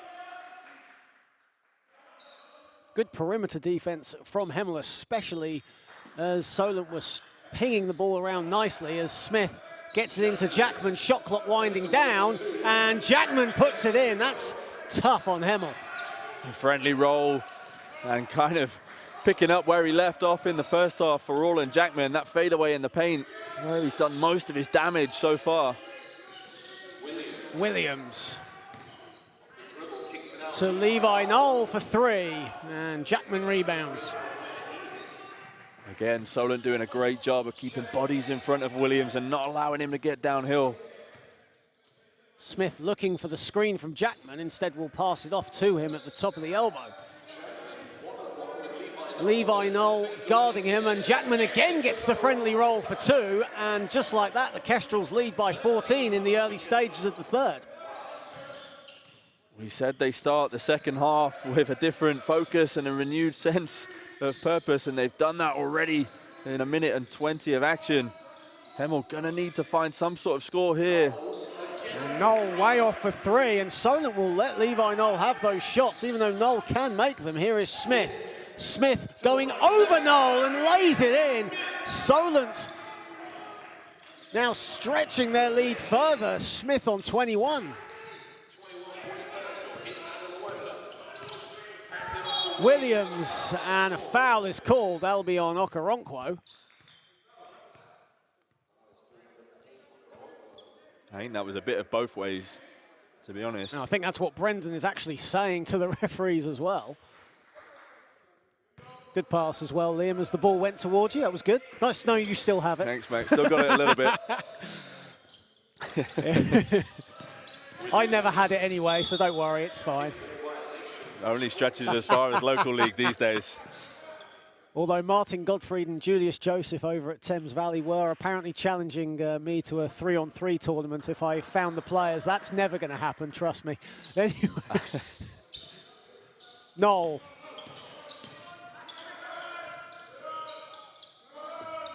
Four to shoot. Knoll. No good, and Ian Smith with the loose ball. Okoronkwo straight away for three is good. Brendan Okoronkwo. And that's been 3 possessions for the Hemel Storm where they've got late into the shot clock, and bad shots late in the shot clock are just as bad as a turnover when you're playing against the Solent Kestrels, and we've seen that because they've now got out on 3 possessions and extended this lead all the way out to 21. Solent now on a 9-0 run to start this third quarter. Hemel nearly 3 minutes without a score. Oyafusi, Adalola. Nice footwork there from Adalola. Passes it to Oyafusi. 2 to shoot, final seconds, and Polion puts it in. The mid-range 2 is good. Smith. Jackman will put up the 3 and will knock down the 3. Everything going Solent's way here. And the energy just being zapped from the Hemel Storm at the minute. You see over on the bench some concerned looking faces for them. Williams is fouled by Okoronkwo. 2 quick fouls for Brendan Okoronkwo. He now moves on to 3 fouls personal. Okoronkwo having only 3 points so far and 1 assist. Now on 3 fouls. As Luke Bazumbru will come in, Okoronkwo will take a seat. Smart substitution, like for like almost there from Matt Guymon. And just like they did towards the end of the second quarter, Hemel, you sense now, will look to attack and try and get their points from the foul line. Yeah, definitely. But I mean, they've made it difficult for themselves over these last 3 minutes now with the lead. But they don't need the home run play at the minute. They need to just chip away, get stops and scores, and try and string together consecutive stops, and then really maximize that. Like I said, finding offensive possessions where they're not late in the shot clock, not taking shots that are rushed and off balance. As Williams misses another at the line, he's really struggling from the free throw line struggling. Today. That's 3 for 6 from the foul line. Mike Williams, as said earlier, an 87% foul shooter for the season. And 2 out of 3 for Mike Williams. But Hemel 5 for 10 from the foul line in this game. Bazumbru finds a bit of room and will go to the foul line. Great ball fake by Luke Bazumbru. And he's going to go to the foul line. And Bazumbru, who throughout the pandemic has been looking to recover from various injuries that he sustained last season. He's had knee and ankle problems throughout 2019, 2020, and has played a starring role off the bench last season. Started the majority of games in the absence of Elliot Sentence, who have now, of course, has gone to the Plymouth Raiders and really excelled in that season. Yeah, for sure, and he's such a luxury for them to have coming off the bench. Likes to play in transition, can get out, likes to get downhill like we just saw there to get to the free throw line. Just gives another weapon in the arsenal that Solent have over on that bench. Adalola, Aerosol rebounds. All the momentum you feel right now is with Solent. Bazumbru misses the layup, gets it at the second attempt. Travis Charles inside. And another offensive rebound by the Kestrels. Aerosol. Nice pass inside to Charles. Brilliant team basketball by the Solent Kestrels. And they lead 63-40. And you just sense now that there's got to be an answer that comes somewhere for Hemel, otherwise they risk this game just getting away from them. Absolutely, 9 offensive rebounds as Adalola puts in a 3. Adalola now moves on to 7. Smith.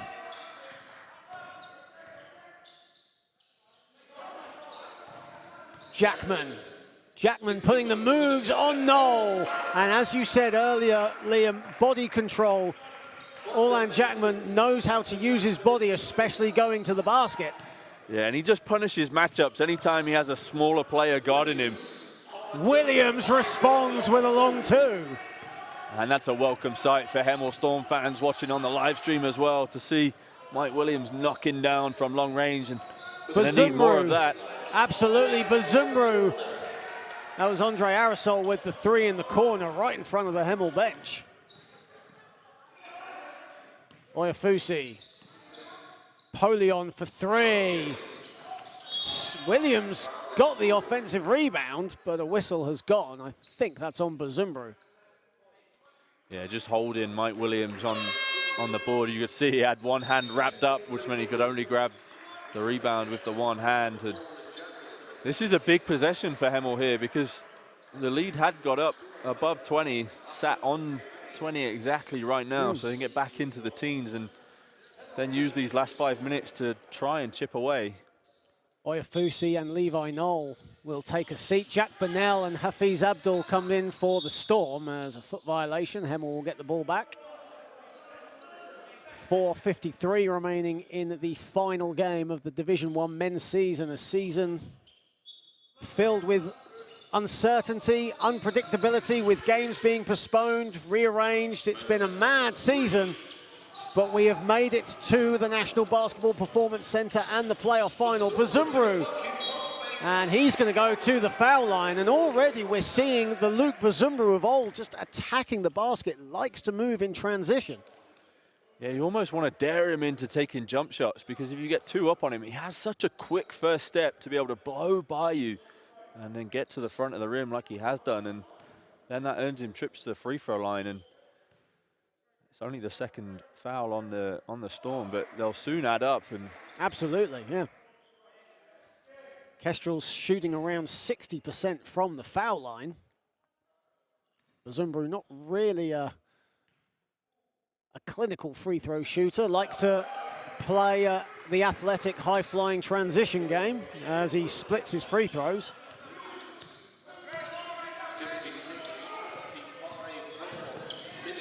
Williams. Almost split the defense, but he lost the handle. Here's Adelola. Adelola finds a bit of room. Good defense recovery there from Bazumbru. And Aerosol all the way for two. Timeout, Drew Spinks. He's seen enough. And the Kestrels have raced out to a 68-45 lead with 4:19 remaining. yeah, and it's the defense that's really fueled the offense for the Kestrels, as it has done all season long. But they're making every catch, every trying to dribble drive, every opportunity tough for the Storm right now, and it's allowing them to play freely in transition. We haven't really seen them much in the half court running offenses. It's all been reads and it's all been transition basketball, and I'm surprised that timeout didn't come a little bit earlier from head coach Drew Spinks, but now's the time that he's going to want to see a response. Otherwise, like we say, this game could really get away from the Storm. Absolutely, a 9-0 run to start the third period, and Solent have since put 20 points in total on the board in this third quarter to Hemel's 9, and have really blown this game open. And we were saying, Liam, off the camera when it was half-time, that Hemel really need to just get into their sets and just play composed basketball. But right now, they're almost playing into Solent's hands.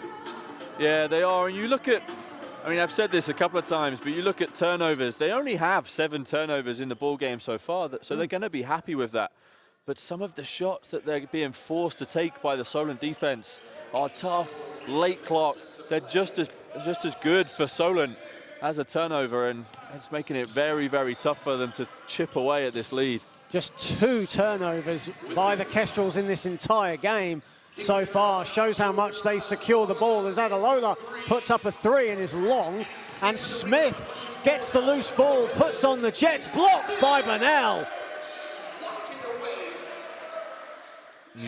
Good fight back there from Jack Burnell in transition as Ian Smith was looking to score. Definitely. You just see down at the other end from the Kestrels, they do such a good job of keeping their hands out and forcing Williams to finish over the top rather than initiating contact. Jackman for 3. Lashley and Polion fighting over it. And it will be a Hemel ball.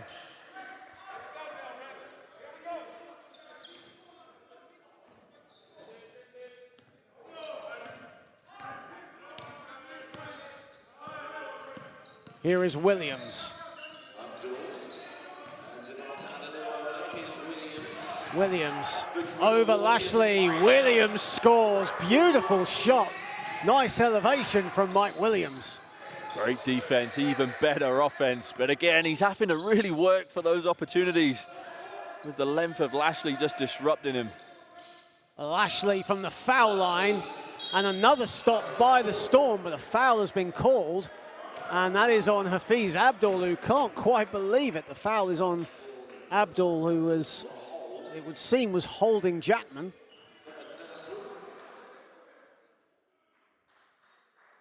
If you've just joined us on the Basketball England YouTube channel, welcome. Get your comments in. Don't forget to like, share, and subscribe to the Basketball England YouTube channel, as we are currently in the third quarter of the Division 1 men's playoff final. Here is Ian Smith.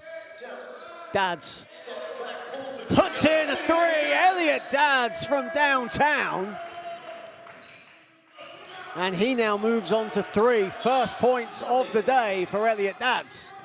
Abdul, and that misses everything as it goes out of bounds, and that's not the shot you really want so early in the shot clock. No, they're the ones that I've been talking about. They've got to try and find opportunities to get to the front of the rim, get to the foul line if they can do. Solent are on team fouls for the next foul that they give up, but I mean, all credit where it's due to Solent's defense at the minute, because they're forcing Hemel to want to settle for shots like that because they can't find anything else. Solent have won all three games with Hemel this season, including one in the L Lynch Trophy final, quarter-final, excuse me. As Teo Oyafusi will come back into the game, Hafiz Abdul will take a seat.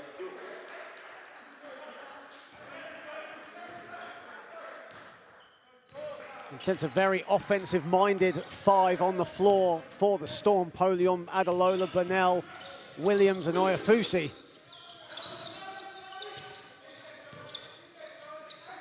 Oyafusi for three. That's short. And Lashley comes up with the loose ball. And here comes Solent again in transition. Dads nearly got back-to-back threes in the same corner, but Lashley again the offensive rebound and the putback. I think that was Ian Smith. It was in the way of the officials. But yeah, Ian Smith will be credited with that. Here's Polion. Again early in the shot clock, and another rebound from the Kestrels. Bazumbro, nice pass inside. And again, Solent nearly got the offensive rebound again. And Drew Spinks just telling his team to settle down. Absolutely, Polion gets the two off the feed from Adalola. But even the Hemel representatives behind us are screaming to slow down possession at the moment as Smith finds Dads. Again, lovely passing by the Kestrels, and Dads misses the floater. Bazumbro again gets the offensive rebound. And a jump ball, possession arrow going the way of the Storm. 15 offensive, in fact 16 offensive rebounds by the Kestrels. Solent right now are just making all the plays that you would expect from a championship winning team in a championship game. They're the first to every loose ball. They're the first to the offensive boards. They're swarming on the defensive end and making it tough for Hemel. I mean, this right now is just a masterclass of a quarter on how to really blow open a final when there's so much at stake. Aerosol checks into the game for Ian Smith, who will take a breather in the final minute of this third quarter. Williams on the catch and shoot, and Lashley with the rebound. That's Jonathan Lashley's fourth rebound. Aerosol, and Williams rebounds off the miss. Final 40 seconds of a third quarter that has been all Solent so far. Adalola inside, finds Polion, blocked by Jackman. There's a whistle there though. Interesting to see who that one on Lashley. I thought he had good position and stance there. That's 3 fouls on Jonathan Lashley, who is yet to get off the mark, but has made his presence known defensively in this game. As Greg Polion will go to the foul line, currently on 16 points. And Hemel's troubles, you must say, especially in this third quarter, continuing from the foul line.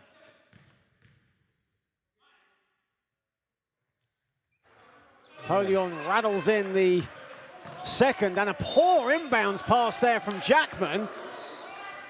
And Hemel gets get a welcome break there. Yeah, and looking at the time left in the quarter, 30 seconds, they can try and get a 2-for-1 here. Yeah. Which could potentially get them... Get a quick shot up, and it's still 30 seconds on the third quarter game clock.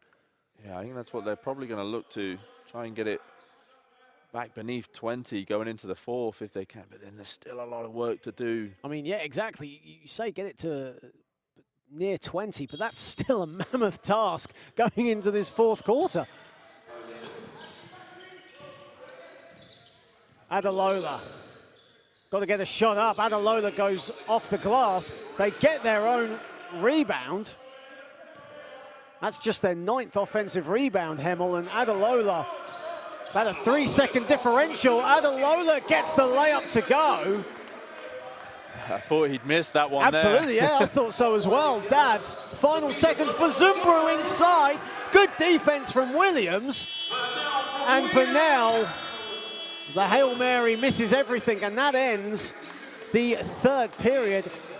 And a quarter that really has been all Solent so far. They lead Hemel Storm 73-52, a 25-14 third period from the Kestrels.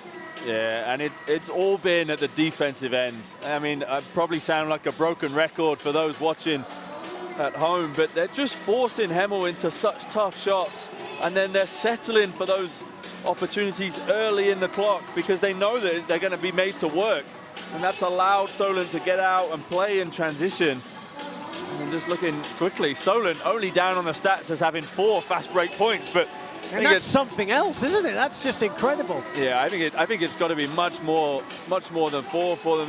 They're getting opportunities that they want, and it's going to take a mammoth quarter here from the Hemel Storm to get back into this ball game. And for transition basketball that Solent are playing, they've missed quite a lot of baskets inside, and that's another staggering fact, is they've missed quite a lot of buckets inside in transition. They're only shooting 42% from 2-point range, and the majority of those misses are coming from inside, yet they still have a 21-point lead. It's just phenomenal. Yeah, and the other thing, as we kind of sit here and look up at the scoreboard, John, that jumps to my mind is the previous 3 meetings between these teams. Solent always had Polion and Williams' number. Yeah, they kept them to the kind of mid-teens in all 3 of those ball games. Right now, you look up there, Williams on 12, Polion on 17, but then there's only 3 other players that have scored. They're not getting other scoring contributions from throughout their roster, and they've kind of needed that. You look over at the other side, Smith on 23, Jackman on 18, and Charles on 12, and then 5 other players that have contributed to the scoring as well, and that's credit to the depth that Solent have, but there's just more X factors right now wearing black on the floor than there are wearing orange. Of course, Solent won all 3 fixtures between these 2 teams this season. Dads, Aerosol, Okoronkwo.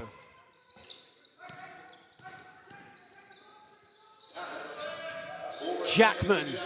Nice passing by Solent. Okoronkwo misses the 3. Of course, Brendan Okoronkwo, a losing finalist when the playoffs last played a couple of years ago. He was playing for the Worthing Thunder back then. Of course, he lost to Solent that year.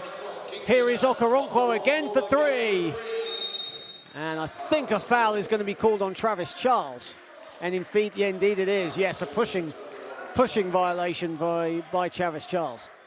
Yeah, just a little over-eager on the glass. But again, if you're Matt Guymon and the coaching staff over there on the Solent bench, they're the sort of plays that you don't mind, because we've seen in that third quarter, they're the championship winning plays, diving on loose balls, grabbing the offensive rebound. So taking a foul on one because you're willing to dive in there and wrestle for the ball, you're going to be okay with it. Greg Polion, who hasn't actually scored in this second half at this moment. Shot clock down to 2. Williams on the turnaround misses everything, and that's a shot clock violation. Great defense by the Solent Kestrels, but the offense just a little static again from Hemel. Yeah, well, what a job by Elliot Dads to be wrestling, giving up size and strength with Polion to not allow him any sort of opportunity. But yeah, just another forced shot for Williams. That a lot of isolation basketball for him at the moment. And Hemel again showing this 1-3-1 zone at the other end to try and get some form of stop. Charles and Travis Charles will go to the foul line, and that's something as well that we've seen all season long. Travis Charles, especially from the baseline, goading his defender, lulling him in, and then drawing the foul on the jump shot, and he's done it again there. Yeah, Charles, another standout season. We were talking at the top of the broadcast about being in the team of the year, coming in with 18 points and 8 rebounds. And interestingly, I was talking to Jack O'Keefe as well. He's been managing a couple of injuries throughout the season. So to have had the season he's had despite managing a couple of injuries is just a phenomenal achievement for the big man for the Kestrels. Noel. Williams. Burnell, nice backdoor cut. Hemel kicking the ball out. Burnell, wide open 3. Williams with the rebound. Misses everything. That's 4 for 14 from the field for Mike Williams.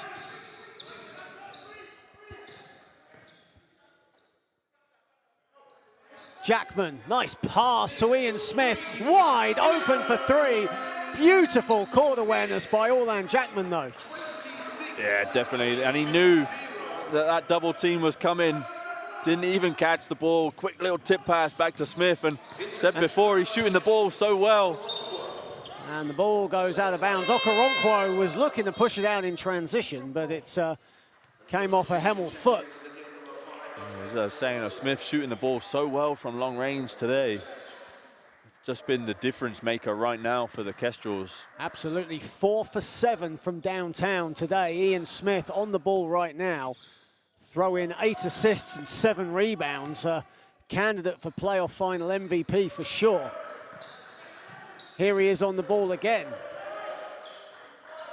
6 to shoot. Charles blocked by Williams. Great court awareness from Mike Williams. And a foul by Okoronkwo, who immediately puts his hands up and recognizes the call. And a 4th personal on Okoronkwo as well. So it looks like Dads is going to check into the game. I mean, we've said it a few times. It's a luxury to have. Absolutely, yeah. Lose one player to 4 fouls, and it means that you can put Elliot Dads back on the floor. And Hemel running 8 deep so far, but those substitutes have only played around 6 minutes of court time. Mike Williams and Greg Polion especially playing all game long so far. Jackman.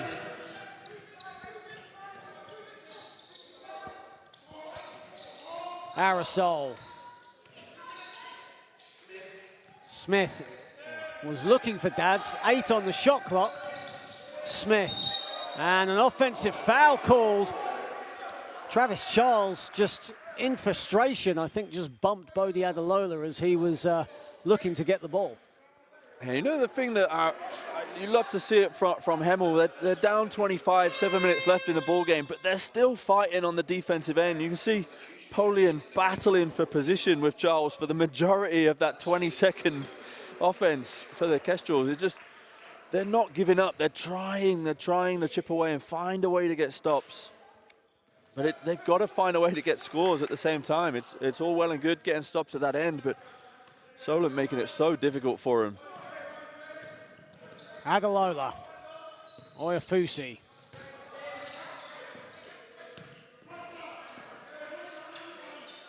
Seven on the shot clock. Here is Polion. on the turnaround over Lashley. Good defense there from Jonathan Lashley, and it will go to Solent. That's the last couple of possessions now as well for Hemel, where the ball's just rattled around on the rim and then come back out.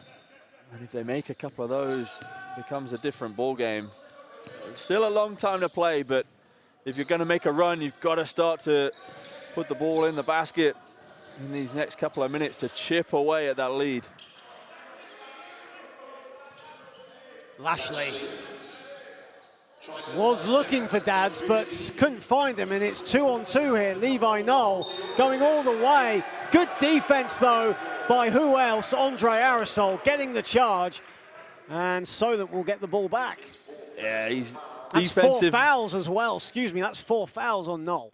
It is, and it's Defensive Player of the Year in Andre Aerosol, and that's why so good at putting his body on the line, not just at the on-ball defense, but his timing and his perception as well is just great, and that's what makes it tough for Levi Knoll on that possession.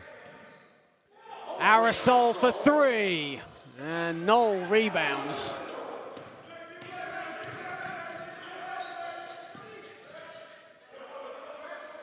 Adalola. Oyafusi, long 2 is good. 23 points. Can they get a couple more stops and scores? Get this into the teens on the scoreboard. That's 11 points now for Teo Oyafusi. Dads finds Lashley. Finds Smith for 3. Ian Smith is playing out of his mind right now. Timeout, Drew Spinks. Ian Smith. And I mean, and Tahir Ajay just literally copied what I said. But either way, Ian Smith on 29 points. and I was saying before how, I mean, this is Ian Smith of old. This is the Exactly, Ian Smith from absolutely. behind the arc that we knew last year. There's been times where teams have dared him to take this shot this season because he has struggled a little bit, or at least been hesitant in taking these shots. Today, there's no hesitancy. He has his feet set on the catch. He already knows that it's going. And look at the difference that it's making for his team. He's showing why he's a former MVP in this league and why he's rightly in the Team of the Year as well for the Solent Kestrels this season. Right now, I mean, he's putting the team on his back and leading them pretty much to have one hand on the trophy right now. Absolutely, and I was speaking to Ian Smith earlier in the week, and the main focus in training was just remaining locked in on what they have to do. He didn't give an awful lot away, but he did say that training has been absolutely intense this week and that they were looking forward, they were raring to go, and you can see today that they have really just come out all guns blazing, especially in the second half. Yeah, definitely, and we kind of said that they've been that team that starts the second half, that first 3 or 4 minutes with a real impetus, and then that's just continued on. That's fueled the rest of the game for them so far. Adalola driving inside, turns it over. Smith comes up with it. Bazumbro, and Bazumbro will go to the line for 2. You can sense that when Bazumbro has the ball, he's just looking to explode to the rim. But instead, we'll go to the line again for 2. He's just so aggressive in transition. I mean, it makes it tough because as soon as he puts his head down and he's out into his open strides, putting the ball out on the floor in front of him, it engages defenders. And I think in that moment, if Williams wouldn't have come over and fouled, there was probably a little dump-off pass to Smith, who was running in on the opposite wing. And that's what it provides. It's such a threat. And that's another thing about in transition between these two teams. When Hemel break out in transition, it's normally just one person on his own. With Solent, it's a good 2, 3, sometimes even 4 people alongside. Yeah, and they're just so good with their spacing in transition as well. They get guys to the corner, deep corner, so it stretches. Another turnover. Bodies all over the place. Bazumbro is all alone, and he finally gets his dunk.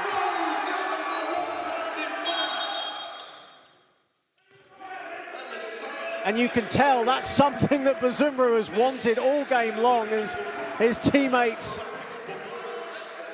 cheering enthusiastically in Bazumbro's direction.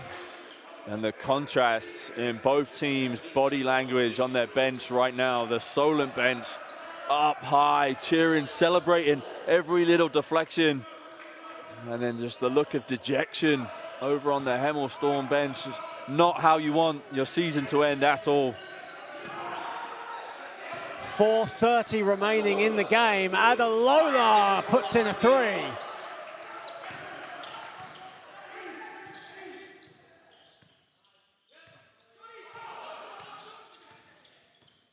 Bazumbru, here is Smith. Smith for three. Smith puts in a three. I mean, I've ran out of things to say about Ian Smith. He's almost on a triple-double in the ball game. 6 3-pointers for Ian Smith to go with 8 assists and 7 rebounds. And here he is again. That's 8 rebounds now. Puts up another three. Why not? Ian Smith just cannot miss. You're lost for words. I genuinely have 35 points for Ian Smith. no words. No word. I mean, the great thing about this Solent team, and they've done it all year in previous seasons, is once they get momentum and they sense that they can really kill a game, they just don't let up. They keep going every single possession. And they've completely blown this game open now because of that. You still see, despite the fact that they're up 32 points, how much the deflections, how much diving on the loose balls means to them. And then that's just fueling them at the other end where they're playing with such a sense of freedom. I mean, Ian Smith rarely has pulled up for those shots in transition. And now he's knocking them down every single time. 7 for 10 from long range. I mean, just a phenomenal performance from him.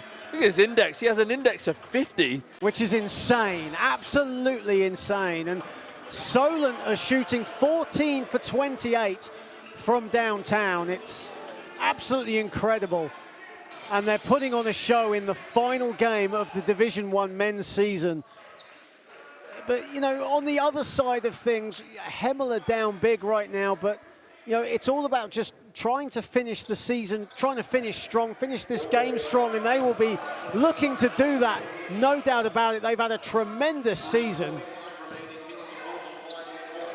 And that's where it's such a shame, John, that we're a week or so away from probably of having been allowed to have spectators watching the game and in the facility, because the Hemel fans, renowned throughout the league for the amount of energy and noise that they bring to games, that sometimes when teams go on runs like Solent have done in this game, your fans can be the ones that give you that energy and that kick. And I mean, I understand why we have to be behind closed doors today up in Manchester, and it's great that we've been able to have the game, but it does just make you think, what if we were able to have some of the fans supporting here in the arena as well? Absolutely. And what was really nice about the Hemel fans before this playoff final is a special tribute video was put out on their, I think it was on their YouTube channel or Facebook channel, one of the two, with messages of good luck and support, which was so nice to see. And another turnover by the Storm. And despite what looks to be the result today, we've still got a lot of basketball yet to play, 3:32 remaining. But Hemel, you know, they can hold their heads up high for what has been a tremendous season, finishing third. Yeah, definitely. It's tough for Smith again. Absolutely. It's a bit of a heat check for Ian Smith on 35 points. As he misses the three. Polian off the glass, too strong, and Dads with a big rebound over Hafiz Abdul. Here is Scarlett for three. And they're all wanting to get in on the act right now. Bazumbru, no good, and Olafusi with the rebound. Mike Williams has it. And a foul has been called. I think that was just before the shot. And the last couple of possessions just starting to feel a little bit like a scrimmage. Absolutely, yeah, it is, isn't it, a little bit. And like you said, if you're the Hemel Storm, you want to try and finish with some pride. to finish your season off, and it's tough.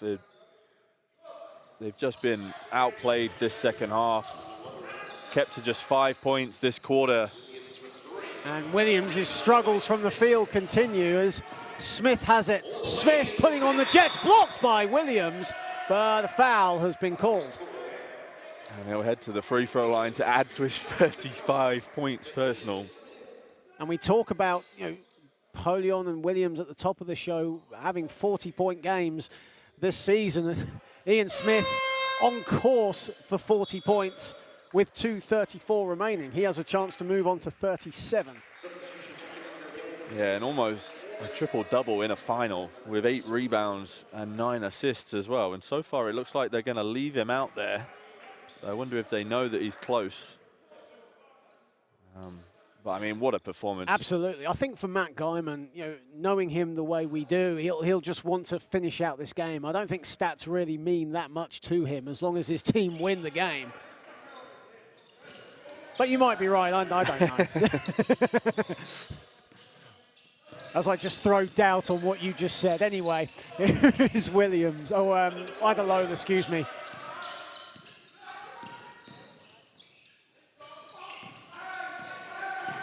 Elias Portman into the game for the first time. Good defense from Portman as well.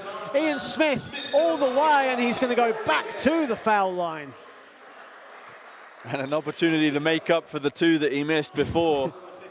Just taking his index slightly below 50 now, so he'll have an opportunity to put it back above that 50 point.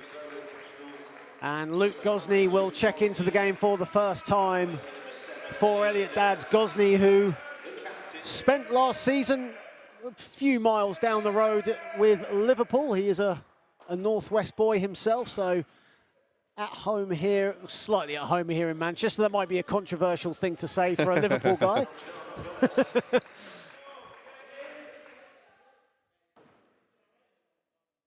And as a Liverpool fan myself, I had to drive past Old Trafford on the way to the venue today. That wasn't pretty, but in any event, that's personal. Abdul. Polion. Inside to Williams on the turnaround. Not had a lot of success with that today. Portman inside, blocked. Jonathan Lashley. Ball taken away from him by Olafusi. Smith. And Smith now going cold, if that is at all possible. Scarlett now, they're all wanting to get in on the act. Another offensive rebound. Portman for 3. The Solent bench want Ian Smith to get that triple-double. He's got 9 assists and 9 rebounds to go with 35 points. Nearing the final minutes of this playoff final as Polion makes the 2, and Kai Walker will check into the game for the first time, and Ian Smith's day is done. No triple-double for him, but 37 points, 10 rebounds, and 9 assists in a playoff final for Ian Smith. I mean, talk about big-time player showing up on a big-time game. I mean, what a time to have your best game of the season when it's all on the line as Portman goes to the rack for 2. But yeah, just Smith, unbelievable performance, and I think it makes the MVP conversation very easy for us post-game. Yeah, absolutely, with 46.5 seconds remaining. And Liam, me personally, I've been involved in the National Basketball League and Basketball England for near on 20 years. I've watched this league through the times of when the Plymouth Raiders and the Teesside Mohawks were dominating, but never have we seen a team quite like the Solent Kestrels, who will make it back-to-back playoff victories, a hat-trick of league titles, a 2-year unbeaten run. Next year only knows what is going to happen to this team and how much more lethal they could be. Yeah, it's like I said at the top of the broadcast, they've been the standard for all Division 1 teams for the last few seasons, and they've always been the one that other teams are chasing and trying to emulate, and I don't see that changing anytime soon when you look at the infrastructure, the coaching, the caliber of players that they have on that roster. I mean, they're going to be the ones that everyone's gunning for again next season. But right now, proving that they can take everybody's best shot. And Hemel looking like they will dribble out the clock. There is still around a second differential between shot clock and game clock. But the Solent Kestrels have completed the clean sweep of titles in NBL Division 1. Still playoff champions, the Solent Kestrels, 93-62 over the Hemel Storm, and you can see what it means to them. As said, 3 league titles, 2 playoff titles, and an L. Lynch trophy for good measure. Who can stop that Solent Kestrels? Only time can tell now, but for this season, they have completed a hat-trick of titles. But while we heap praise on the Solent Kestrels, congratulations to Hemel Storm. Losing finalists, but they finished 3rd in a very tough competitive league, in a very bizarre league, it must be said, with all games played behind closed doors. But what a fantastic effort to get to this point today.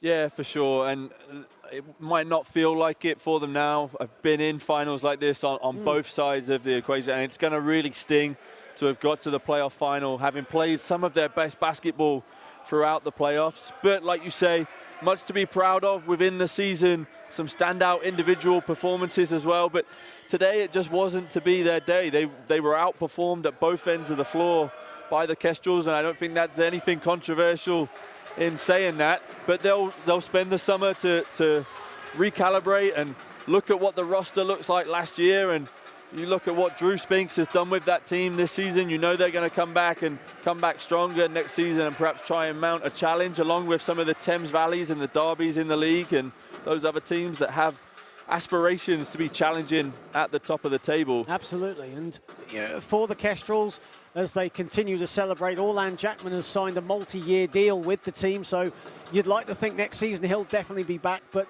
the question remains is, will the 2 Americans, Travis Charles and Ian Smith, return to the fold? Of course, this is their second and third seasons, I think, in the league off the top of my head. But it's such a strong unit, here, and only time will tell whether they'll come back and whether the core will come back. Yeah, I mean, who knows in these situations, right? They're still relatively young in their career. They're just hitting their prime. They may have aspirations to go and play further afield, or it may be that, and from the outside looking in, the culture there at Solent is there. That camaraderie and that team spirit is always there. And sometimes when you find that perfect fit, it's hard to leave that as well. Yeah, and absolutely. So you never know if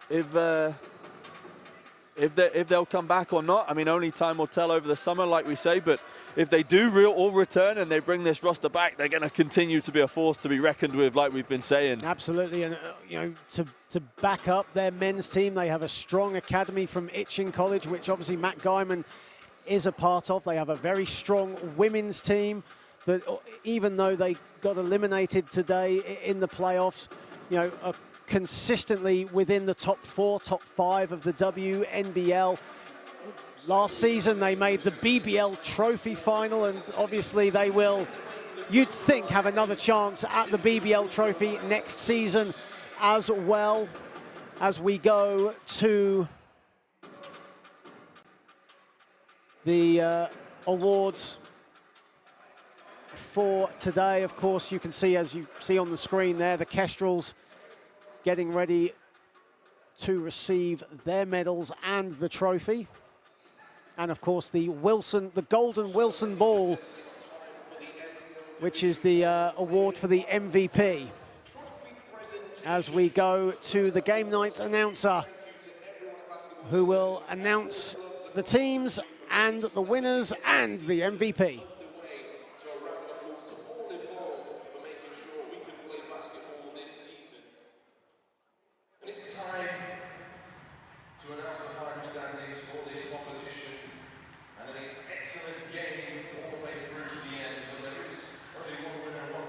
This year's runners-up, ladies and gentlemen, please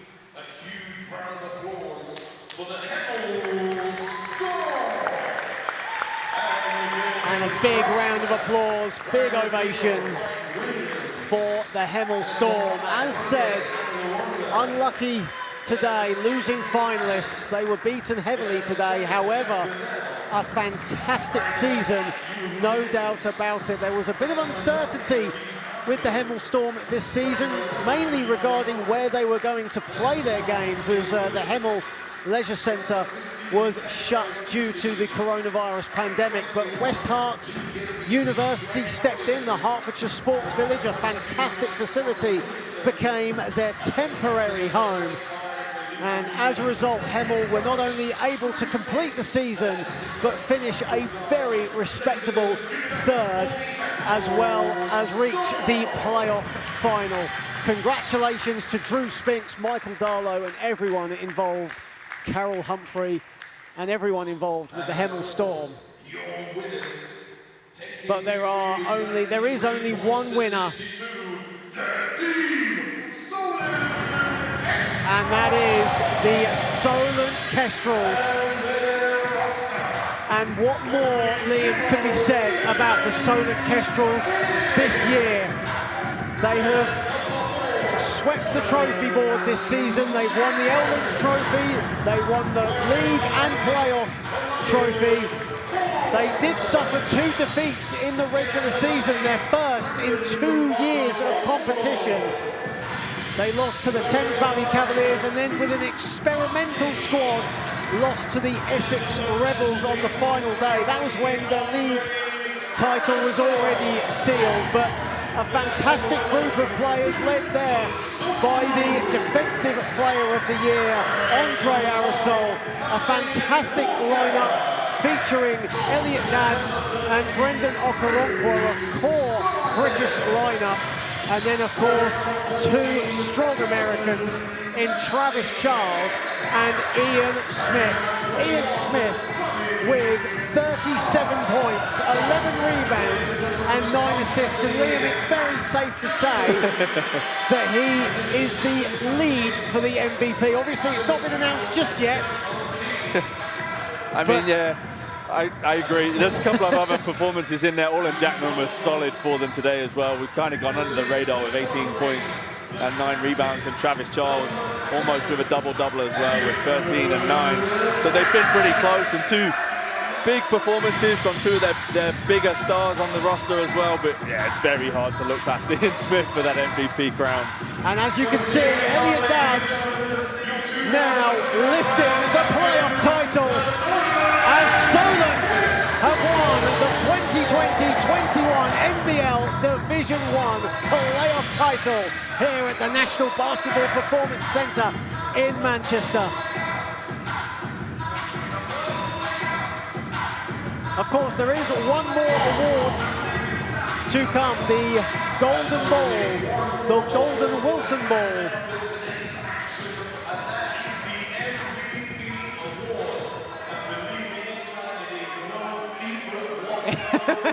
And game night announcer Tahira Jet, no secret, I think it's fairly obvious. The 5'10" point guard in his second season with the Kestrels, Ian Smith, who's averaged 14 points and 6 assists this season, and was unconscious from downtown, 58% from the field, 7 for 12. He wins the MVP, the finals MVP. And really, Liam, it was no question, was it?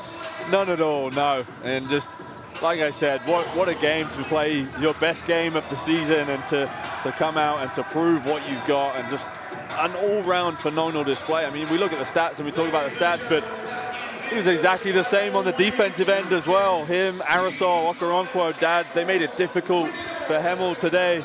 And yeah, just a well-rounded team display led by Smith, who put in a solid individual display as well. But yeah, just hats off to Solent today. They were the better team by a long, long way.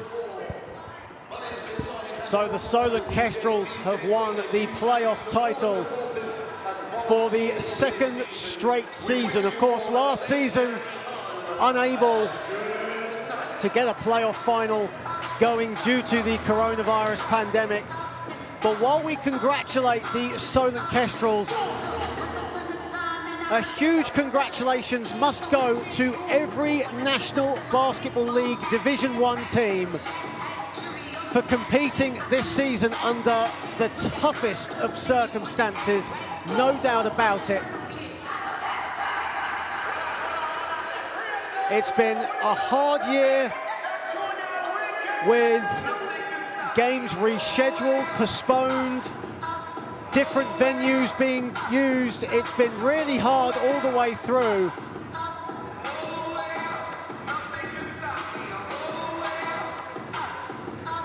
But Solent have got the job done here today.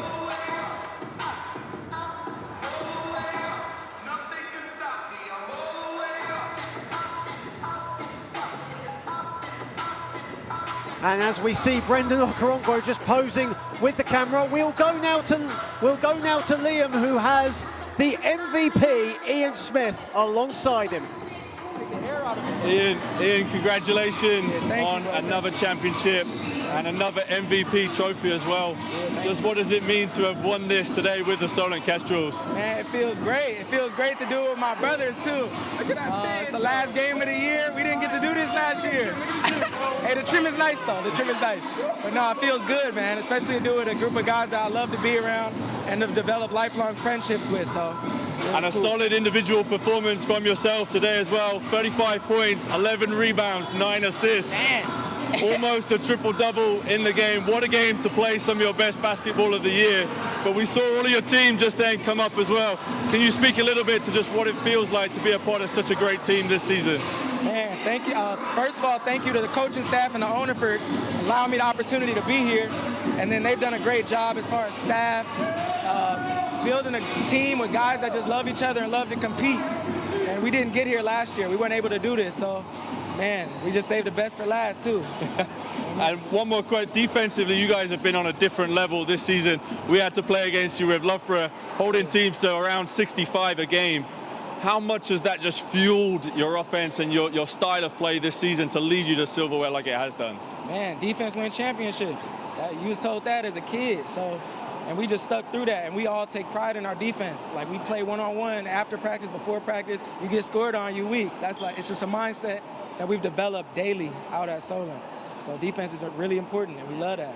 Awesome. Well, congratulations once again. I'll let you get back to the team and celebrate, but well done on a phenomenal season and on the MVP award as well. Thank you, bro. Appreciate you. Thank you. Congratulations to Ian Smith there, the Division 1 playoff final MVP. 37 points, 11 rebounds, and 9 assists. And just finally, Liam has Solent coach Matt Guymon. Matt, congratulations, another trophy and a clean sweep this season. What does it feel like to be here in the final at the end of what has been a very difficult season when we didn't know if there was going to be any basketball, but to be the team that's left standing at the end of the year? Yeah, you said it. It's been an incredibly tough year for everyone, and it's a credit to everyone in the country to make the leagues happen and make this final event happen. So it's an incredible feeling. And an unbelievable performance from Ian Smith today as well. 35 points, 11 rebounds, 9 assists, just 1 assist shy of that triple-double. What a time for him to be playing his best basketball on the biggest stage at the end of the season. That's it. He's the engine to our team. He's everything for us. And when he's playing like that, I don't know if there's many guys better in the country at any level. No, I would completely agree with you. But from someone from the outside looking in, someone that's coached against you and had to try and figure out a way to beat you guys as a team, just looks like the team as a collective is just so in tune, so together, and surely that makes it a joy and a privilege for you to be able to coach as well. It has been. The last 2 years have been so enjoyable. We've got a great group that's really mature, and the cohesion they've had, and it's been difficult this year because there's no social outside, but the cohesion and chemistry they have is a joy to coach. No, Matt, congratulations once again. Congratulations on Coach of the Year. Very well deserved as well after the season that you guys have had. But yeah, congratulations on the playoff final. And enjoy your summer and hopefully see you next year as well. Thank you. Cheers. Cheers, mate. Thank you. Pleasure. Appreciate it. Congrats, though, man. Appreciate it, mate. And that was Matt Guymon just signing off from the Division 1 playoff final here in Manchester. So the Solent Kestrels have defeated the Hemel Storm 93-62 in the finale to the men's season. But don't forget, on the 29th of May, the WNBL Division 1 playoff final will take place at the Nottingham Wildcats Arena. I strongly urge everyone to get on social media and to promote the WNBL Division 1 final in Nottingham on the 29th. It's going to be a fantastic day. Join us then. But until then, goodbye for now.